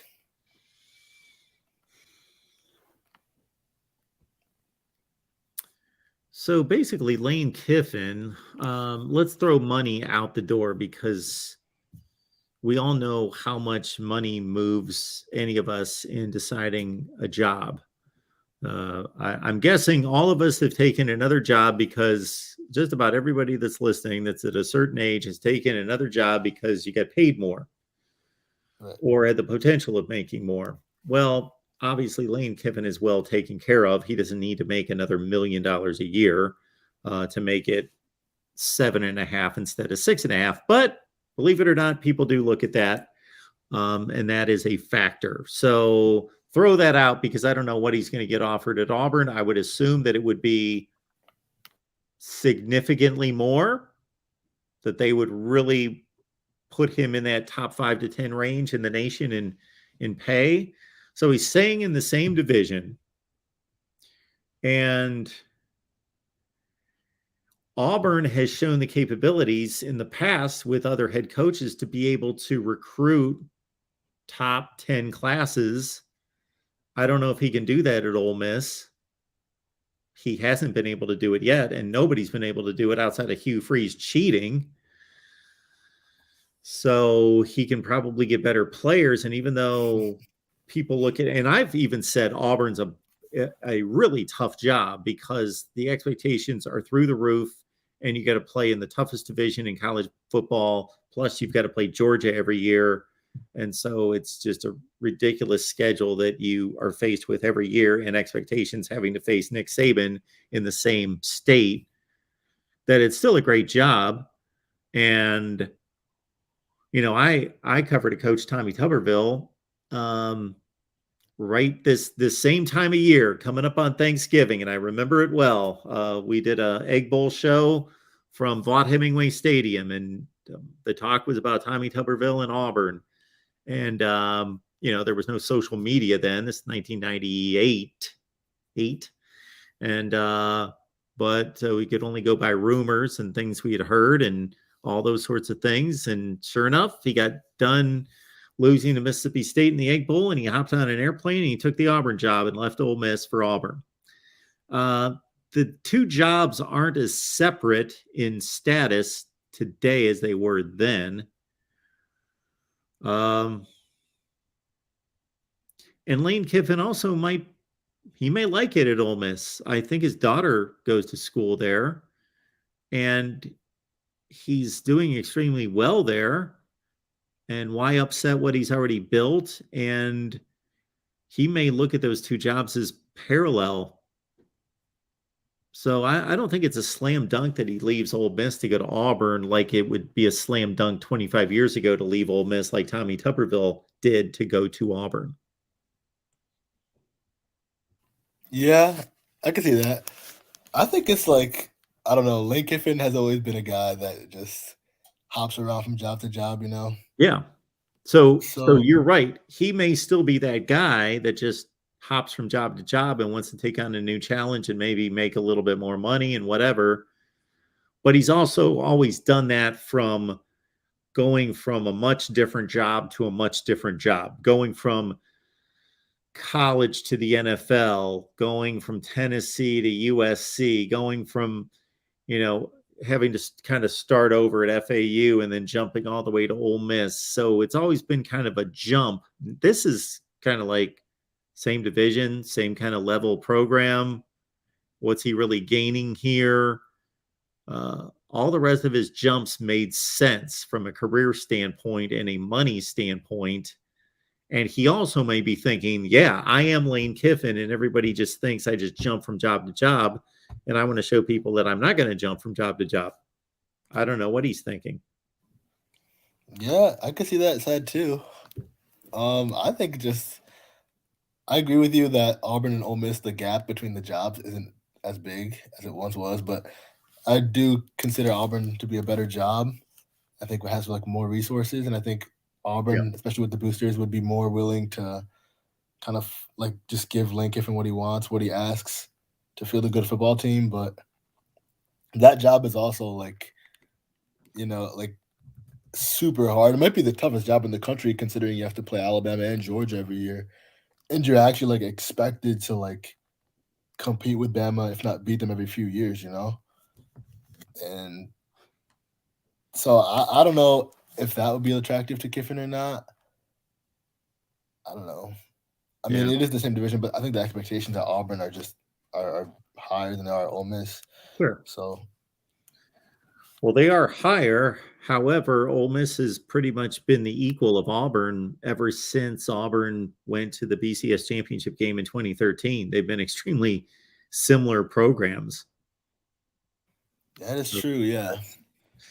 Except Ole Miss did cheat for 2 years. So Yeah, Freeze cheated. They had really good teams, 14 and 15, 13, 14, 15. Of course, Auburn was what they were under Malzahn, which was basically going like 8-5 most of those years. But then, of course, they had the big championship season in 2013, and then 2017 they go back to the SEC title game. But otherwise, they did underachieve. And now Ole Miss is obviously better under Kiffin, but I bet their records are almost identical since Malzahn took over at Auburn. yeah, that'd be fair. I think there's something around there too. But I think it's a good, I think it's obviously not a slam dunk, but I think it's a pretty good chance that Kiffin would go just because of the resources there. Sure. And so also with Nebraska, do you think Coach Mickey is done there? Yeah. Yeah, I don't think he's necessarily done anything wrong. And unfortunately for him, after the Purdue game 4 weeks ago, he lost his quarterback in the last 3 weeks. This shows how poor Nebraska is recruited, number one, because their starting quarterback's a transfer portal guy, and they've got nothing behind him, and their last 3 offensive performances have been completely dismal.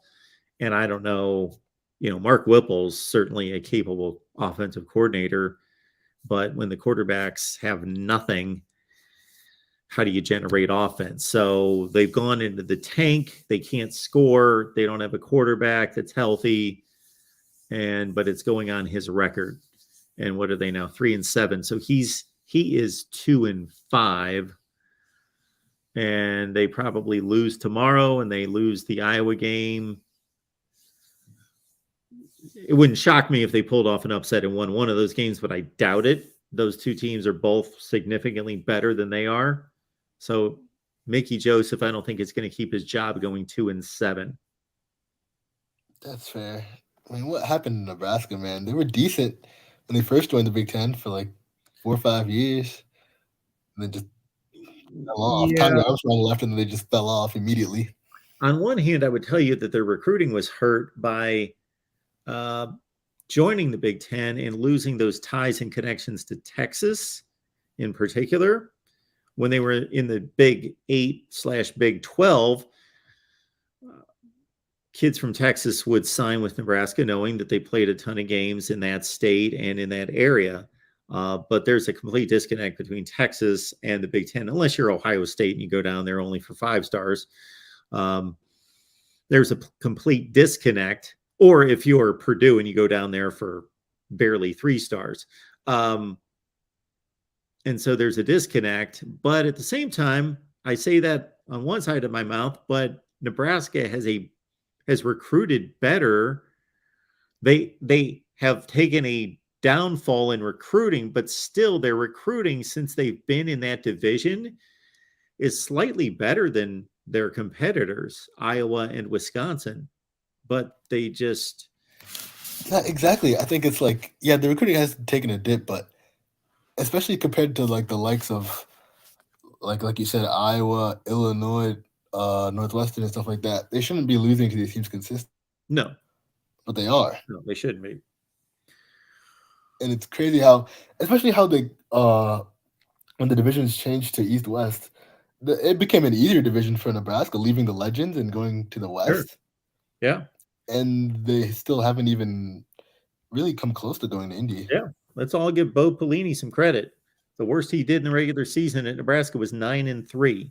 Now, he did have some ugly losses. They were clearly not capable of competing with the best teams in the Big Ten, but they took care of business against everybody else. And he kept going 9-3. 9-3 and 8-4 and 8-4. He'd win a bowl game. He never won less than 9 games there, and he got fired. And then they brought in Mike Riley, and he changed their recruiting approach to the West Coast and California in particular. And that took a while for him to make any kind of inroads there. Plus, he had a quarterback in Tommy Armstrong that was more suited to doing what Bo Pelini and what they were doing offensively there. And Mike Riley wanted to run a more sophisticated West Coast offense, but he's trying to do that with Tommy Armstrong, who was basically a runner with an arm. And that never worked. And Mike Riley was a really good coach at Oregon State, good enough to coach in the NFL as a head coach with the Chargers, but bad fit at Nebraska, considered too nice of a guy. And again, he tried to install an offense that did not suit the quarterback personnel that he had.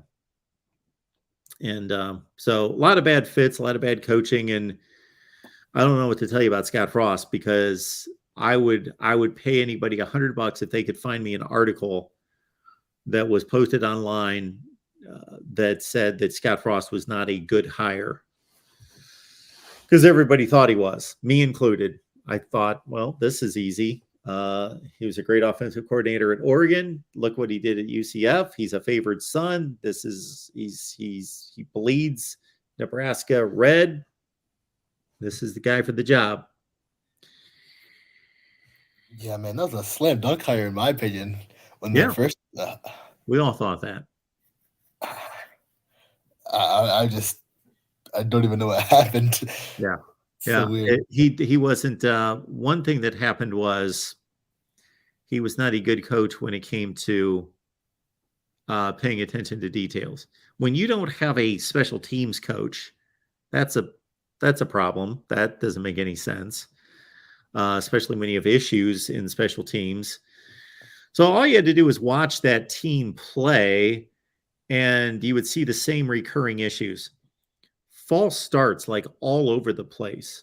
Bad snaps, which seems strange, ridiculous, but they had poor snapping of the football to the quarterback on a regular basis. I remember one Minnesota game that they played last year. I specifically ran through why his game management and clock management in the fourth quarter did not make any sense. So I just think the attention to detail was out of control. It was not addressed, and he was not a good manager, CEO of that program. All right, Cazito, anything else?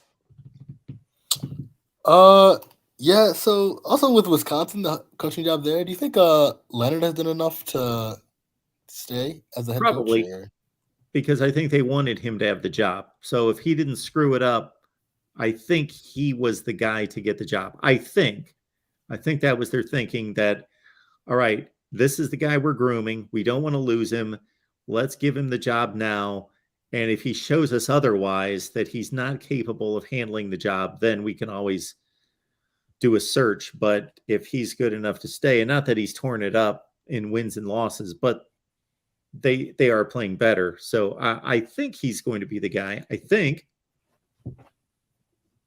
Okay. All right, Cazito. We appreciate it. Yep, for Have sure. a good night. You too. All right, Falconer X, appreciate you being here, man. As always, you know that. Falconer X, a regular over on the Miami channel. Got a couple picks for us tonight. Prediction from Falconer X that the U defeats Clemson. We're all expecting that, of course, and BC over Notre Dame. Yes.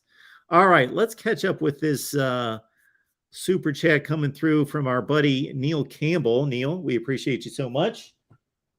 Did you notice, Neil, we've got the Nevada helmet displayed prominently. I'm probably covering it up with my rather large noggin, so we'll put it over there. It also breaks up the white. So Nevada, the Wolfpack, there they go. Neil, thank you so much for the contribution. We appreciate that so much. Thank you. Hello, Mark. Don't look at my team being the worst in the country here. Keep doing what you do. I will keep that up. We expect to do it even better. If you only knew the things that go through my mind and the visions that I have to do this so much better than we do right now. So we appreciate everybody being here for the relative mediocrity. Let's see. If we were a football program, we got our good points and our rough spots.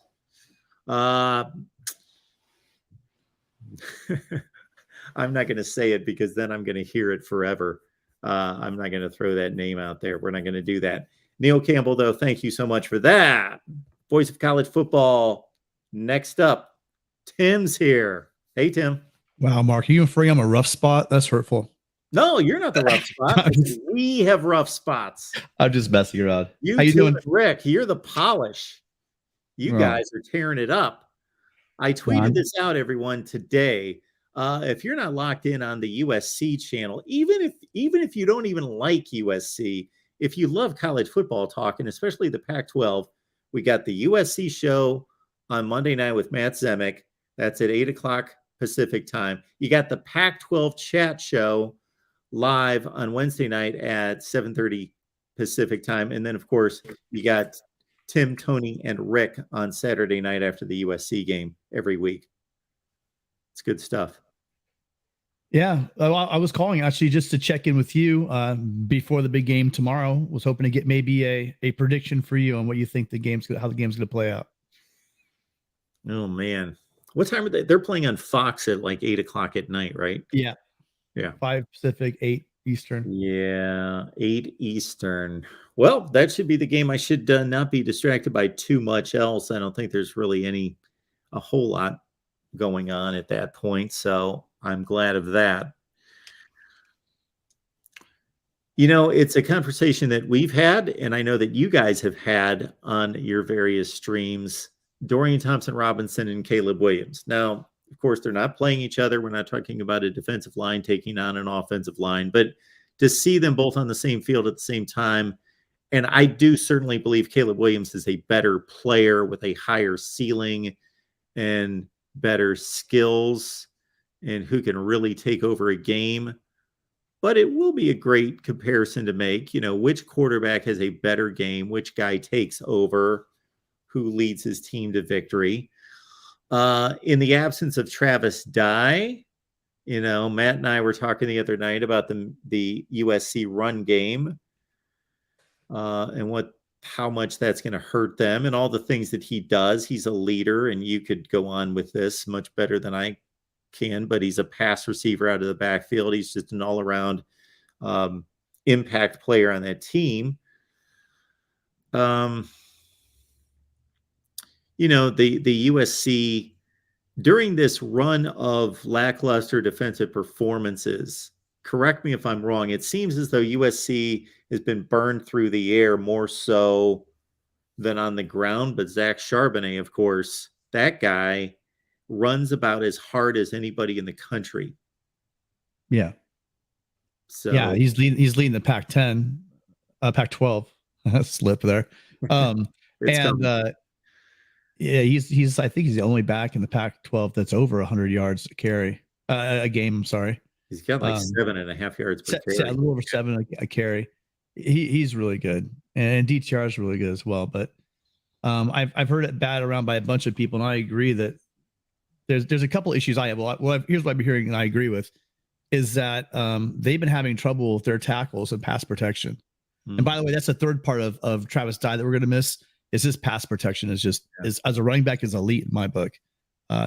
Really giving a lot of extra time to throw the ball. But I think the problem is going to be for UCLA is just that they were having trouble with Arizona's pass rush, and USC's leading the Pac-12 in sacks, and Tui Pelotu's leading the country in sacks at 11 point. He's averaging over a sack a game. And there's good DTR and bad DTR. And I think we've been seeing some hints of bad DTR when he doesn't, when he's getting pressure, just when he's going to throw interceptions. And not that he's throwing a lot, because he has 8 on the season. I just really see this game being, they have not seen a defensive line like USC's defensive line. I thought it was going to be one of our weak points coming into the season, and it really hasn't been. And last year they were able to run all over USC, but this year they have Peely back, who was injured last year with Achilles. He's back. So you got a big guy in the middle and Peely a nose tackle. And then you're going to have Shane Lee, who we did not have. And Shane's not exactly the kind of guy to get out there on the boundary and make plays out horizontally. but he is a downhill kind of guy. And so if he has to hit the one gap defense, if he hits that gap, I feel he's going to make that sound tackle. And so they were able to run all over the place on us last year, which I don't believe they'll be able to do this year. I don't think that if you think it's going to be 107 points scored in this game, you're mistaken. That's not gonna happen. I'm sure that's probably some kind of joke. I don't know about that.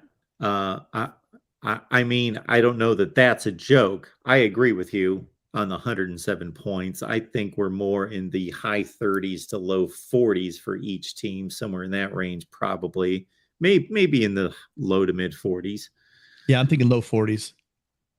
Yeah, but another big thing is UCLA tweeted out a tweet reminding us all of 2018 and how I forgot his name already. The running back rushed for like 280 yards or something on USC. What's his name? Blake and Brewers out there. I really liked him. Yeah, he was a good back. Who you're talking about. He was a good back. We made him look better than he actually was. Oh my goodness. But what they left out in their tweet, this is classic sports information department blunders. They forgot that the guy who was a defensive coordinator for USC who gave up those 286 yards is their analyst who's going to be calling the defense for them on Saturday. Great. Clancy Pendergast was the defensive coordinator in that game. So Charbonnet is going to get his yards. He's going to eat. But one thing USC has been able to do is they've been able to shut down the run lately. Like we talked about early this season, everyone's got to remember a lot of these teams have first-year head coaches, first-year coordinators. What's his name? Joshua Kelly. Josh Kelly. That's right. Yeah, Josh Kelly. Yeah, 1,200 yards, 12 touchdowns that year. Yeah. Yeah, early in the season, USC just could not. They just weren't sound in their gaps. You know, they just weren't those run fits were just not happening. The players have learned now game speed. You know, the defense, and that they've shored up a lot of that. So while I wouldn't, again, this isn't the late 70s Steelers, right? That they're still going to be able to stop the run. And so I think that the key to this game is going to be red zone defense. Because one thing I've watched UCLA do in a lot of their games is they kick some really strange field goals sometimes. And USC before Gentry got hurt was, elite. I think they were like fourth in the nation in red zone defense 6 games through the season. And since he's left, they've kind of come to earth, but they're still solid.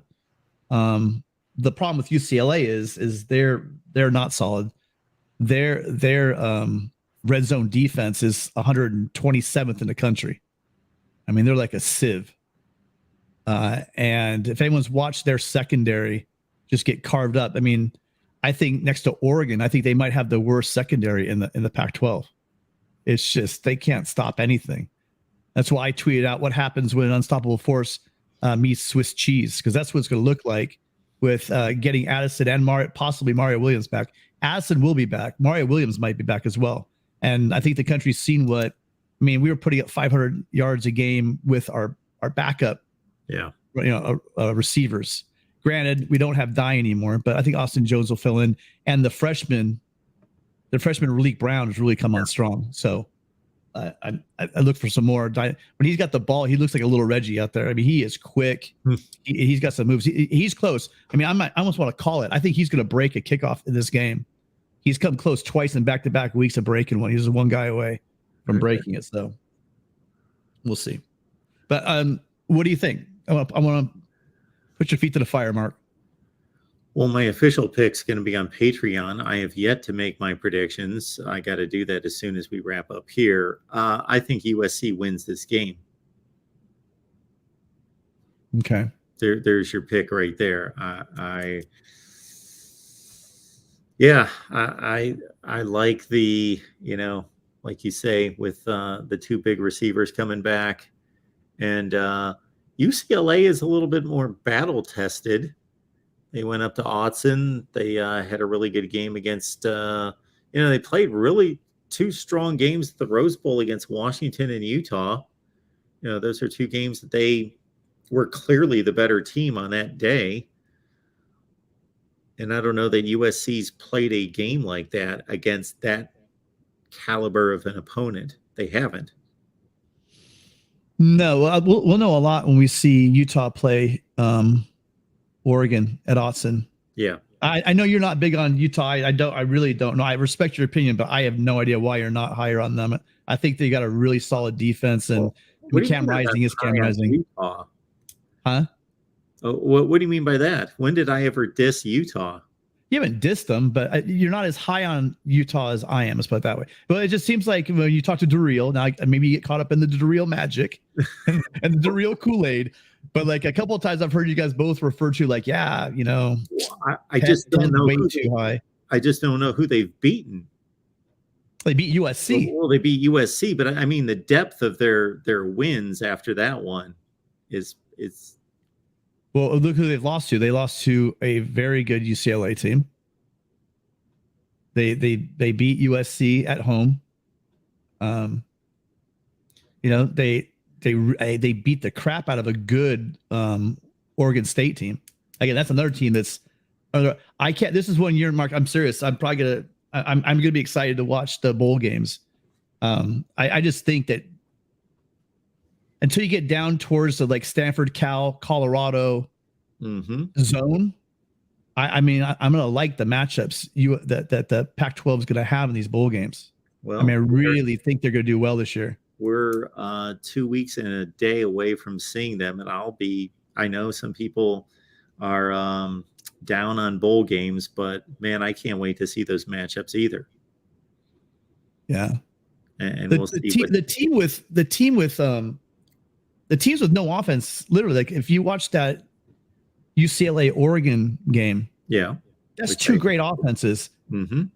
But at the same time, they're not unstoppable. Do you know what I mean? And I think there was like one punt in that game, and it came like in the end of the fourth quarter, so it was something ridiculous like that.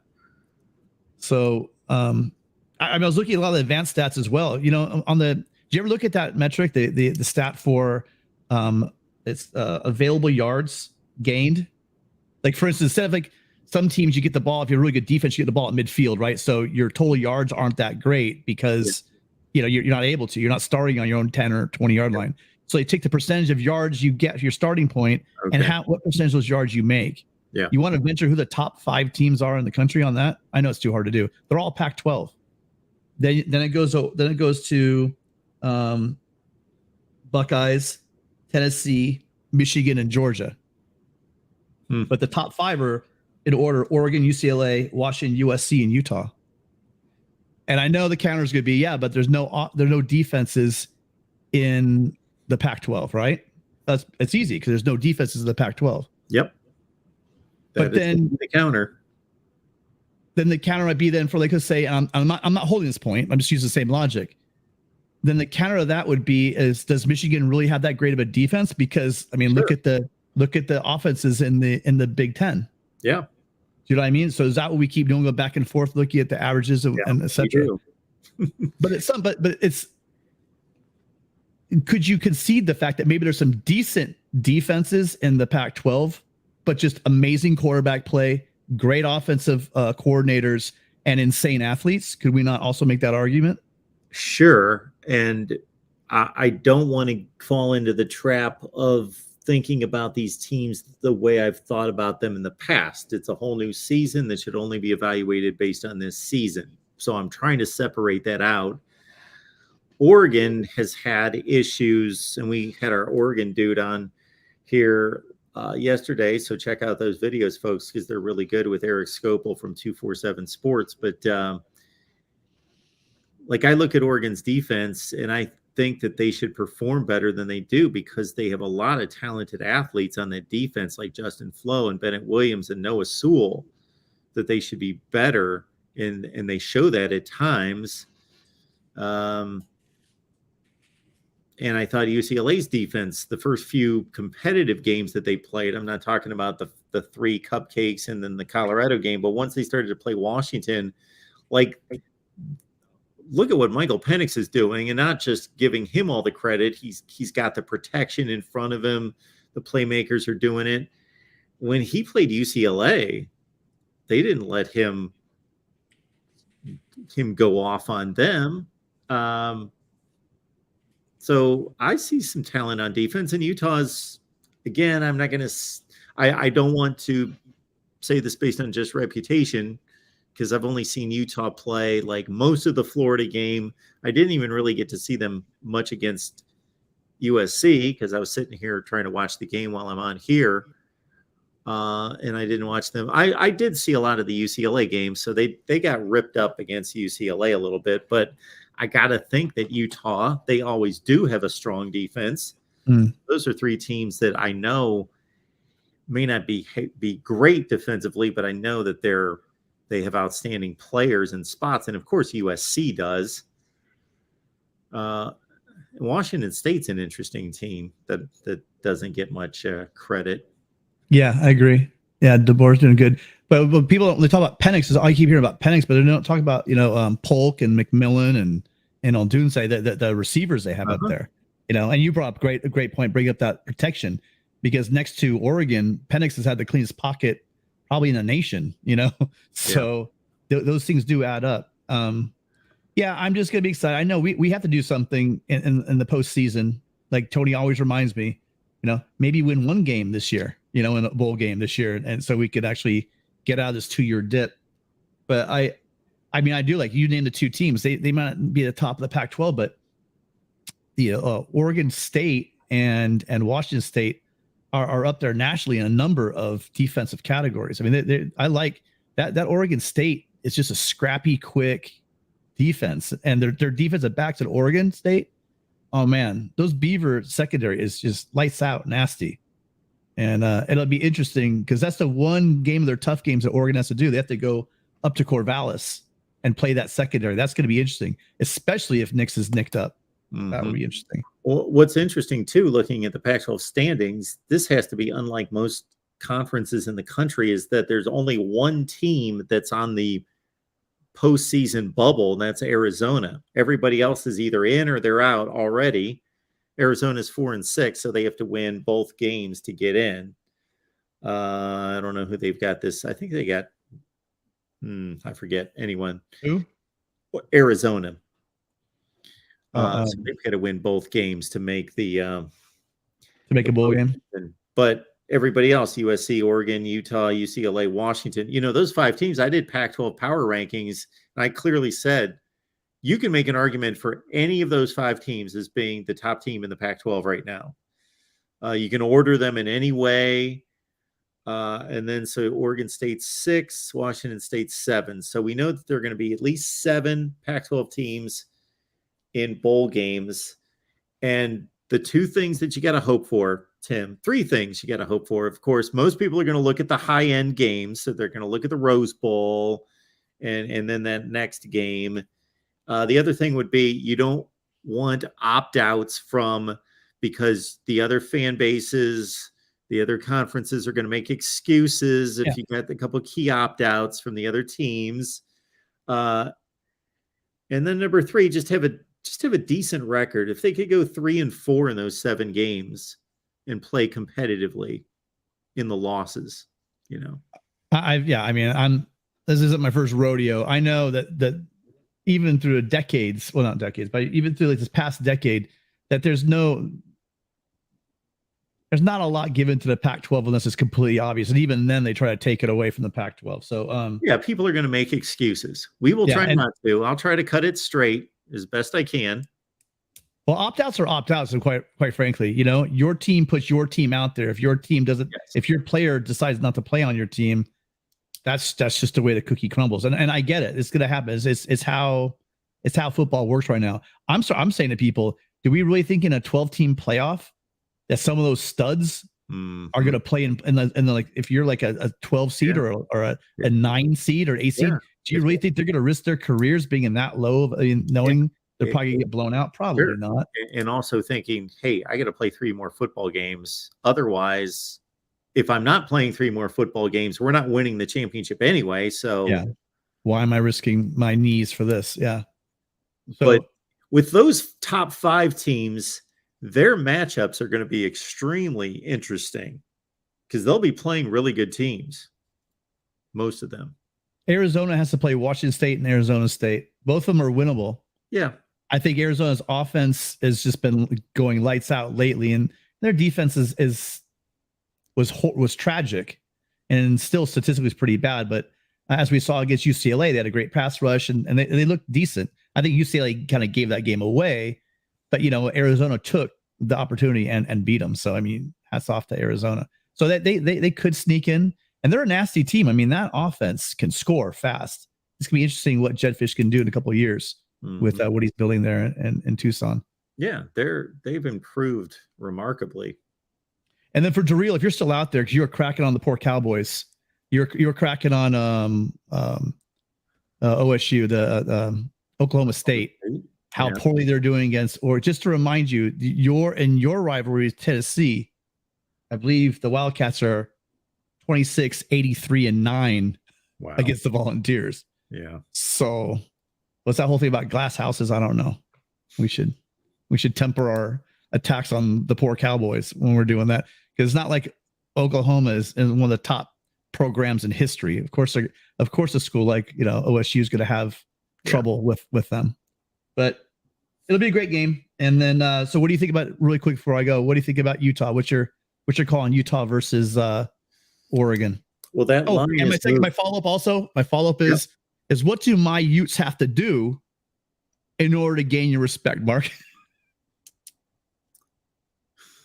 Well, this is going to do it. If they win this game, that's if they win this game, especially if Bo Nix plays, then that's good enough for me. They beat USC and they beat. I just think that the resume is a little thin right now. Okay, really nice win against USC. Yeah, but we can't argue it both ways in regards to who should have won that game. Utah won the game. Did USC get ripped off? Regardless, it was a 50-50 game. So they played USC to the wire. They won the game. And they played Florida, which I'm going to say this in all seriousness because we kind of joke about that, especially when our guy Darrell gets on here talking about Florida beating Utah. Florida's not a bad team. Florida's, they could finish 8-4 this season. They got Vandy tomorrow. They're going to win that game, most likely. And they got a Florida State game that's a toss-up. So they're going to be a 7-5, 8-4 team in the SEC. So just beating Utah or beating Oregon, especially with Bo Nix, and I wouldn't put it past Ty Thompson having a decent game if he plays, because if you've got a talented quarterback who's been in the system for a few years, and he's the highest rated quarterback they've ever recruited and signed at Oregon. And I've noticed this through the years, that if there's a quarterback who's kind of a deer in headlights, he's never been in a meaningful game and he has some issues, that if he's going to be the starter the next week and he gets a full week of preparation, he's taken all the reps with the ones and they got a game plan for him and they get him ready, he's a different quarterback many times the next week. So I think that's going to be a great game. I'd like to see Bo Nix be able to finish out his career and play these games. And they're playing at Autzen. And again, I can't figure out why Oregon's defense is not better than it is, because I think individually it's a more talented defense than what it's showing. It's their secondary.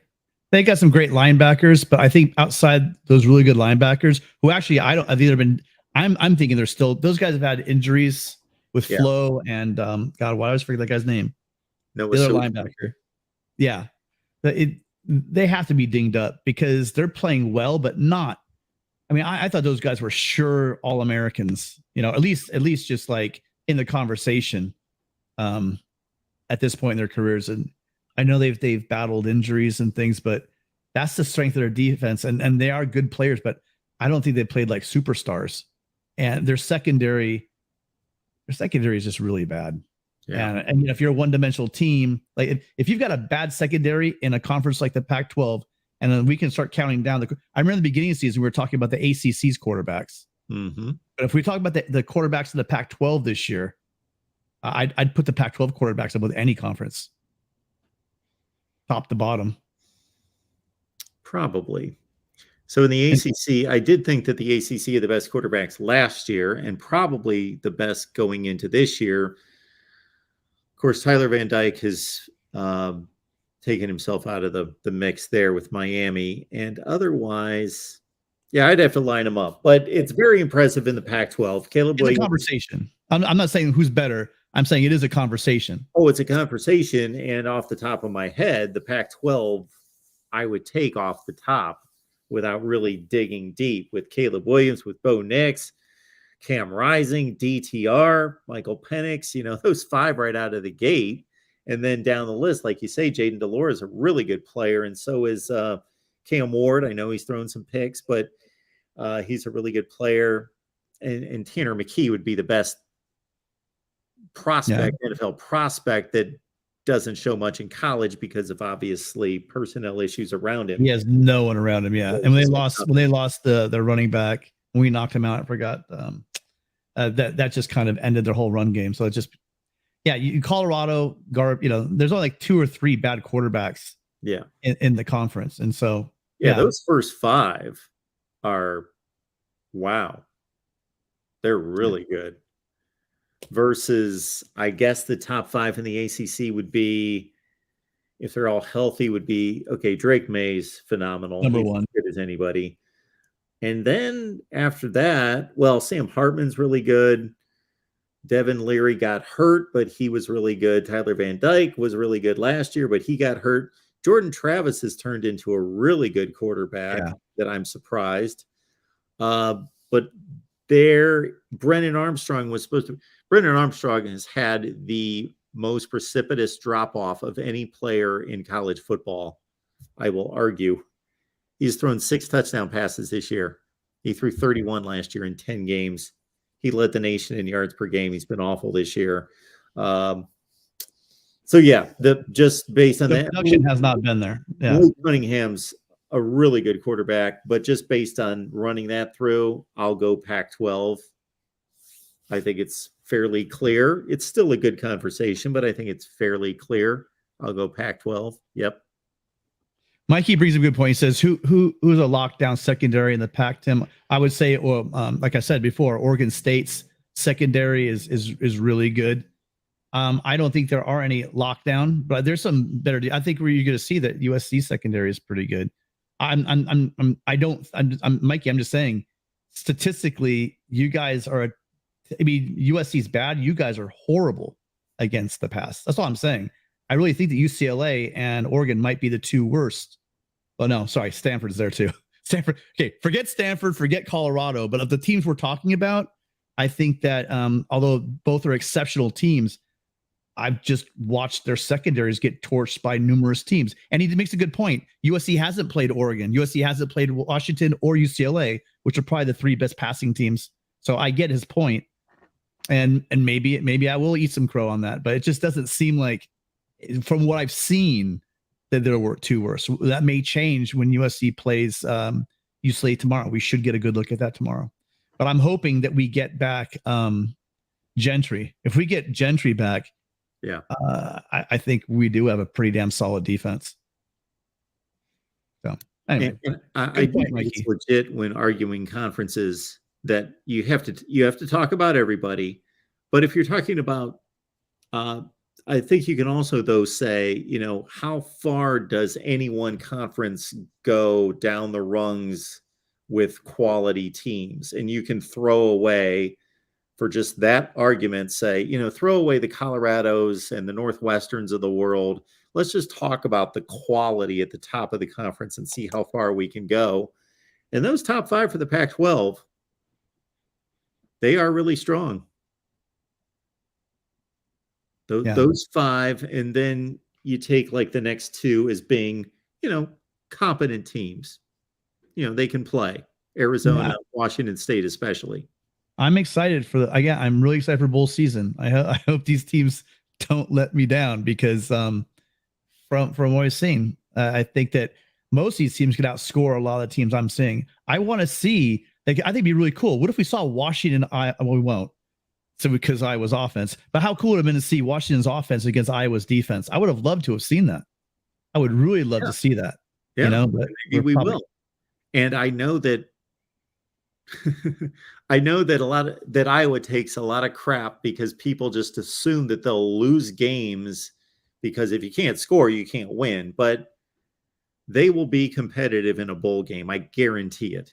When they play somebody that's on their level, whoever that is, a fourth place team in the Pac-12 or the Big 12, wherever they are, I'm not saying they will win the game, but their defense is so good, they'll be competitive.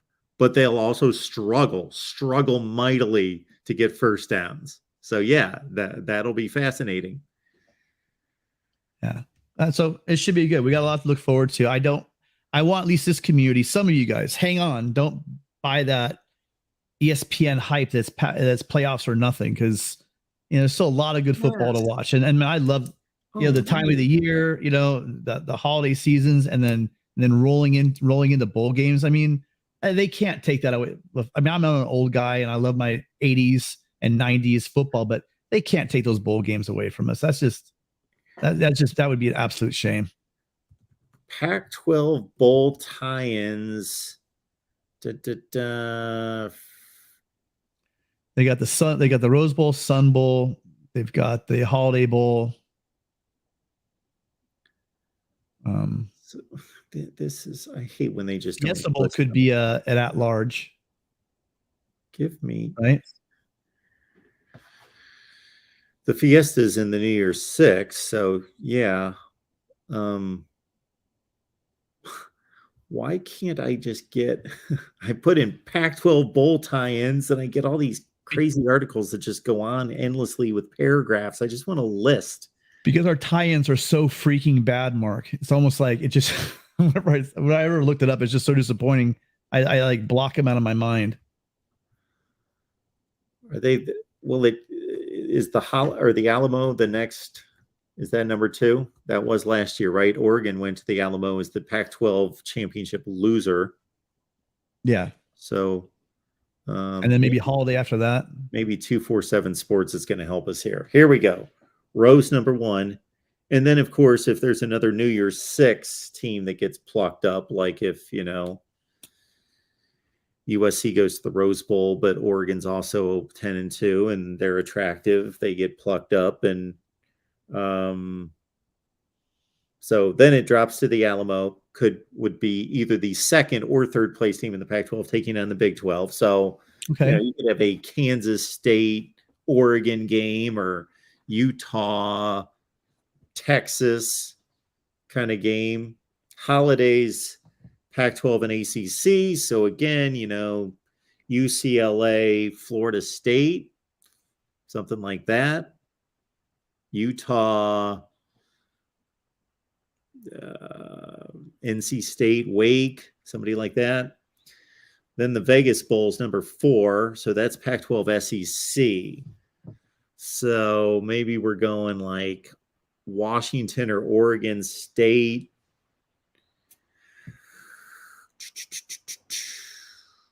Kentucky.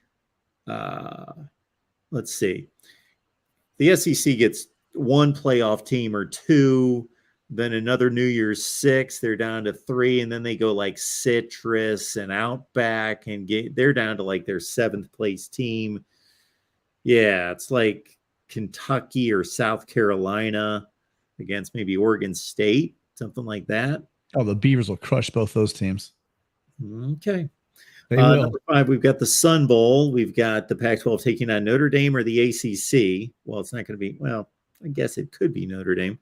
So maybe we're down to, again, we've got maybe a Washington State or Oregon State taking on Syracuse, Pitt, somebody like that. And then the LA Bowl is the last slot. So there's your Washington State or Arizona taking on the Mountain West. Yeah. I guess it's gonna be interesting. So wait, the Big Ten is only the Rose Bowl and that's it. The Alamo. The Big Ten is just the Rose Bowl. Oh, so you said Big 12, didn't you? Yeah. Oh wow, that's a shame. That's kind of weird. That's it. They used to have a tie into like the Big Ten and the Pac-12 played a bunch of holiday bowls about 5 years ago. Well, I know. I remember that Iowa I want to forget that Oh, Iowa. well, there you go. Yeah, 2019 Iowa USC, and Yeah, I was there freezing.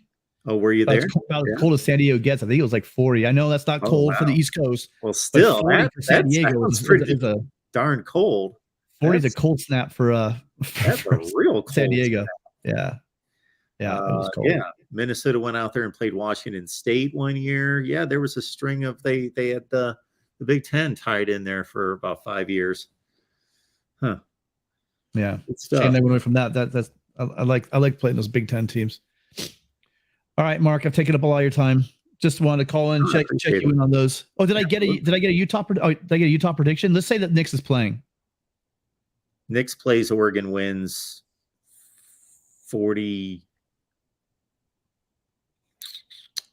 37-30 with Knicks playing, and USC wins 45-40. I think that's what I picked. I think that might be exactly what I picked. Yeah. On the Pac-12 show. Yeah, I think it's gonna be a great game, and I think it's gonna come down to just a couple stops in the red zone for USC. I really do. That's gonna be the difference in that game. Yeah. Cool. All right, Mark. I'll probably see you tomorrow sometime. All right, Tim. Enjoy the game. All right. Thanks. Thanks for calling. It's our guy, Tim Prangley. Tim, Tony, Rick, USC Live after the game, USC Live post game. Phenomenal stuff there on the USC channel. And shoot, if they want to, they can jump on the main channel if they would like. This gets me excited looking at bowl matchups. And I state this because I know my daughter's not watching, but my big thrill during Christmas time is going to be that my daughter, who I miss dearly, is going to be visiting. She's going to come in like that week after Christmas. So my big dilemma there is obviously my daughter's here, going to spend time with her. Got my other family here. But, bowl games going on. I just looked at that the other day. Once the 26th hits through New Year's Eve, you're looking at like every day, noon, 3, 6, 9, whatever, like 4 or 5 bowl games every day. And I guess I'm going to be watching them all night or something, or we're going to be doing some late night live streams here watching bowl games. We'll do what we do. All right. But I may not be on here just like constantly all day during that time. But man, I love the bowl games. Love the bowl games. Yes, Mike, we can do a family bowl live special. Yes, my daughter's really into bowl games. Sure. She will watch Ohio State play. That's it. That is the only bowl game she'll be watching. Yes, that's it. That's it for her. Mozart's Ghosts. Thank you. Appreciate that. Okay. Speaking of which, I'm going to get off here right now because talking about family obligations, I've got an early one in the morning. I do. I don't sleep in, like seriously sleep in on Saturday mornings because it's my time to get a few things done, run some errands. When it was nice out, I'd go out and get a little exercise. I'd shoot some hoop, go for a walk, whatever, do some grocery shopping or run some errands or whatever, and get set up the day for college football and do all that. There's a lot of preparation. I know it doesn't seem like it. It seems like I just sit down and start talking, but with all the post-game shows, I got to get everybody else lined up with their post-game shows. So there's preparation Saturday morning leading into the noon kickoff. And once noon hits, I want to be locked in with 3 screens and the whole deal. But tomorrow we've got some family obligations. No, I can't play basketball. Daniel, you're right. Basketball, never my sport, was never my sport, but I do enjoy it as an old dude, just going out shooting hoop. I would never record it, want to show anybody it. Absolutely not. But I will say, there you go, can spin the ball on his fingertip. No, I can't do that. I got no skills. I will say this. Now, this will call in the question, the 15-year-old that I ran into about, this was over the summer. This was about 2 or 3 months ago down there shooting around this like 15-year-old, probably like 6'4". He's shooting around And then he wants to play me one-on-one. And I'm like, I don't have enough wind in me. For one thing, I hadn't played a one-on-one game in forever, like at least 10 years. And my son and I, who's 25, just turned 26 yesterday. Happy birthday, Landry. Just turned 26 yesterday. We played one-on-one like 3 times right before during the summer. And I was just gassed, like 3 possessions. And I'm like, we're only playing to like 3.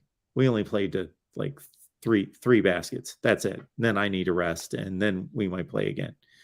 And so I hadn't played forever. And then again, my son and I played a few times this summer.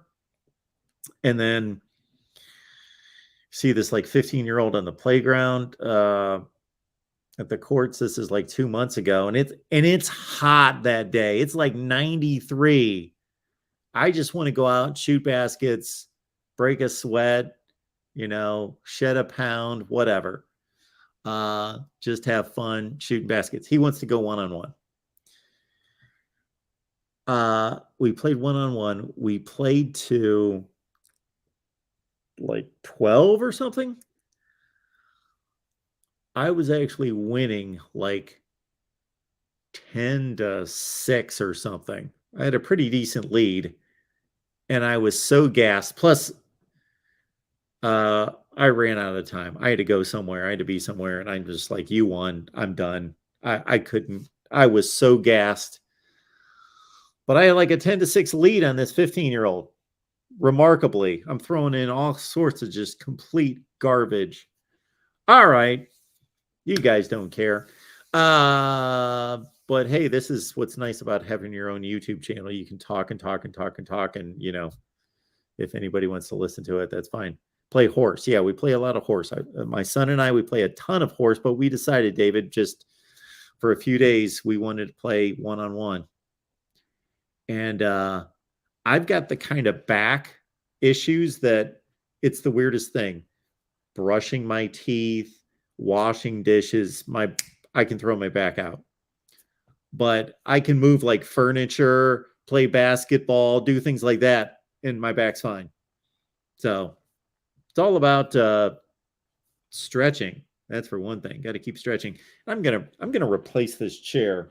This was a good chair when I bought it, but I've been beating the heck out of this thing for years and years and years, and we need a nice ergonomic chair because this gets to be a little bit much after a while. All right, so yeah, I'm up mighty early, like 7 a.m. Take care of some family things, and then here we go. Antoine, you got to play a half-court game when you don't have your win together. It was a half-court game, but still, that's when you go hard in the paint and post the youngster up. Well, that's what I was trying to do. That's what my game was, posting him up, backing him down. That's all it was. That's exactly what I did. I threw his shoulder into him. That's what I did.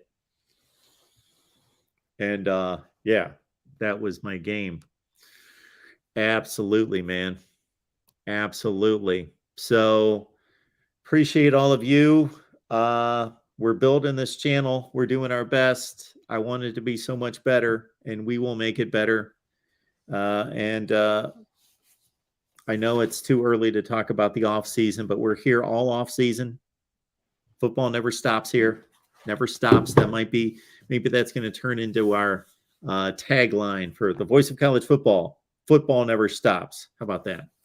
All right. So big Saturday. I'll be here all day breaking down the games, probably after the noon window and throughout the day. We've got post-game shows all over the place. Please look at the community page where we post the live schedule right there. And we'll be here all day on Saturday right here at the Voice of College Football. And we'll take your calls, of course, late night, 11:30 Eastern time, approx 11:30 Eastern time, somewhere in that range on Saturday night, right here at the Voice of College Football. Appreciate all the support, loyalty, and we will see you Saturday.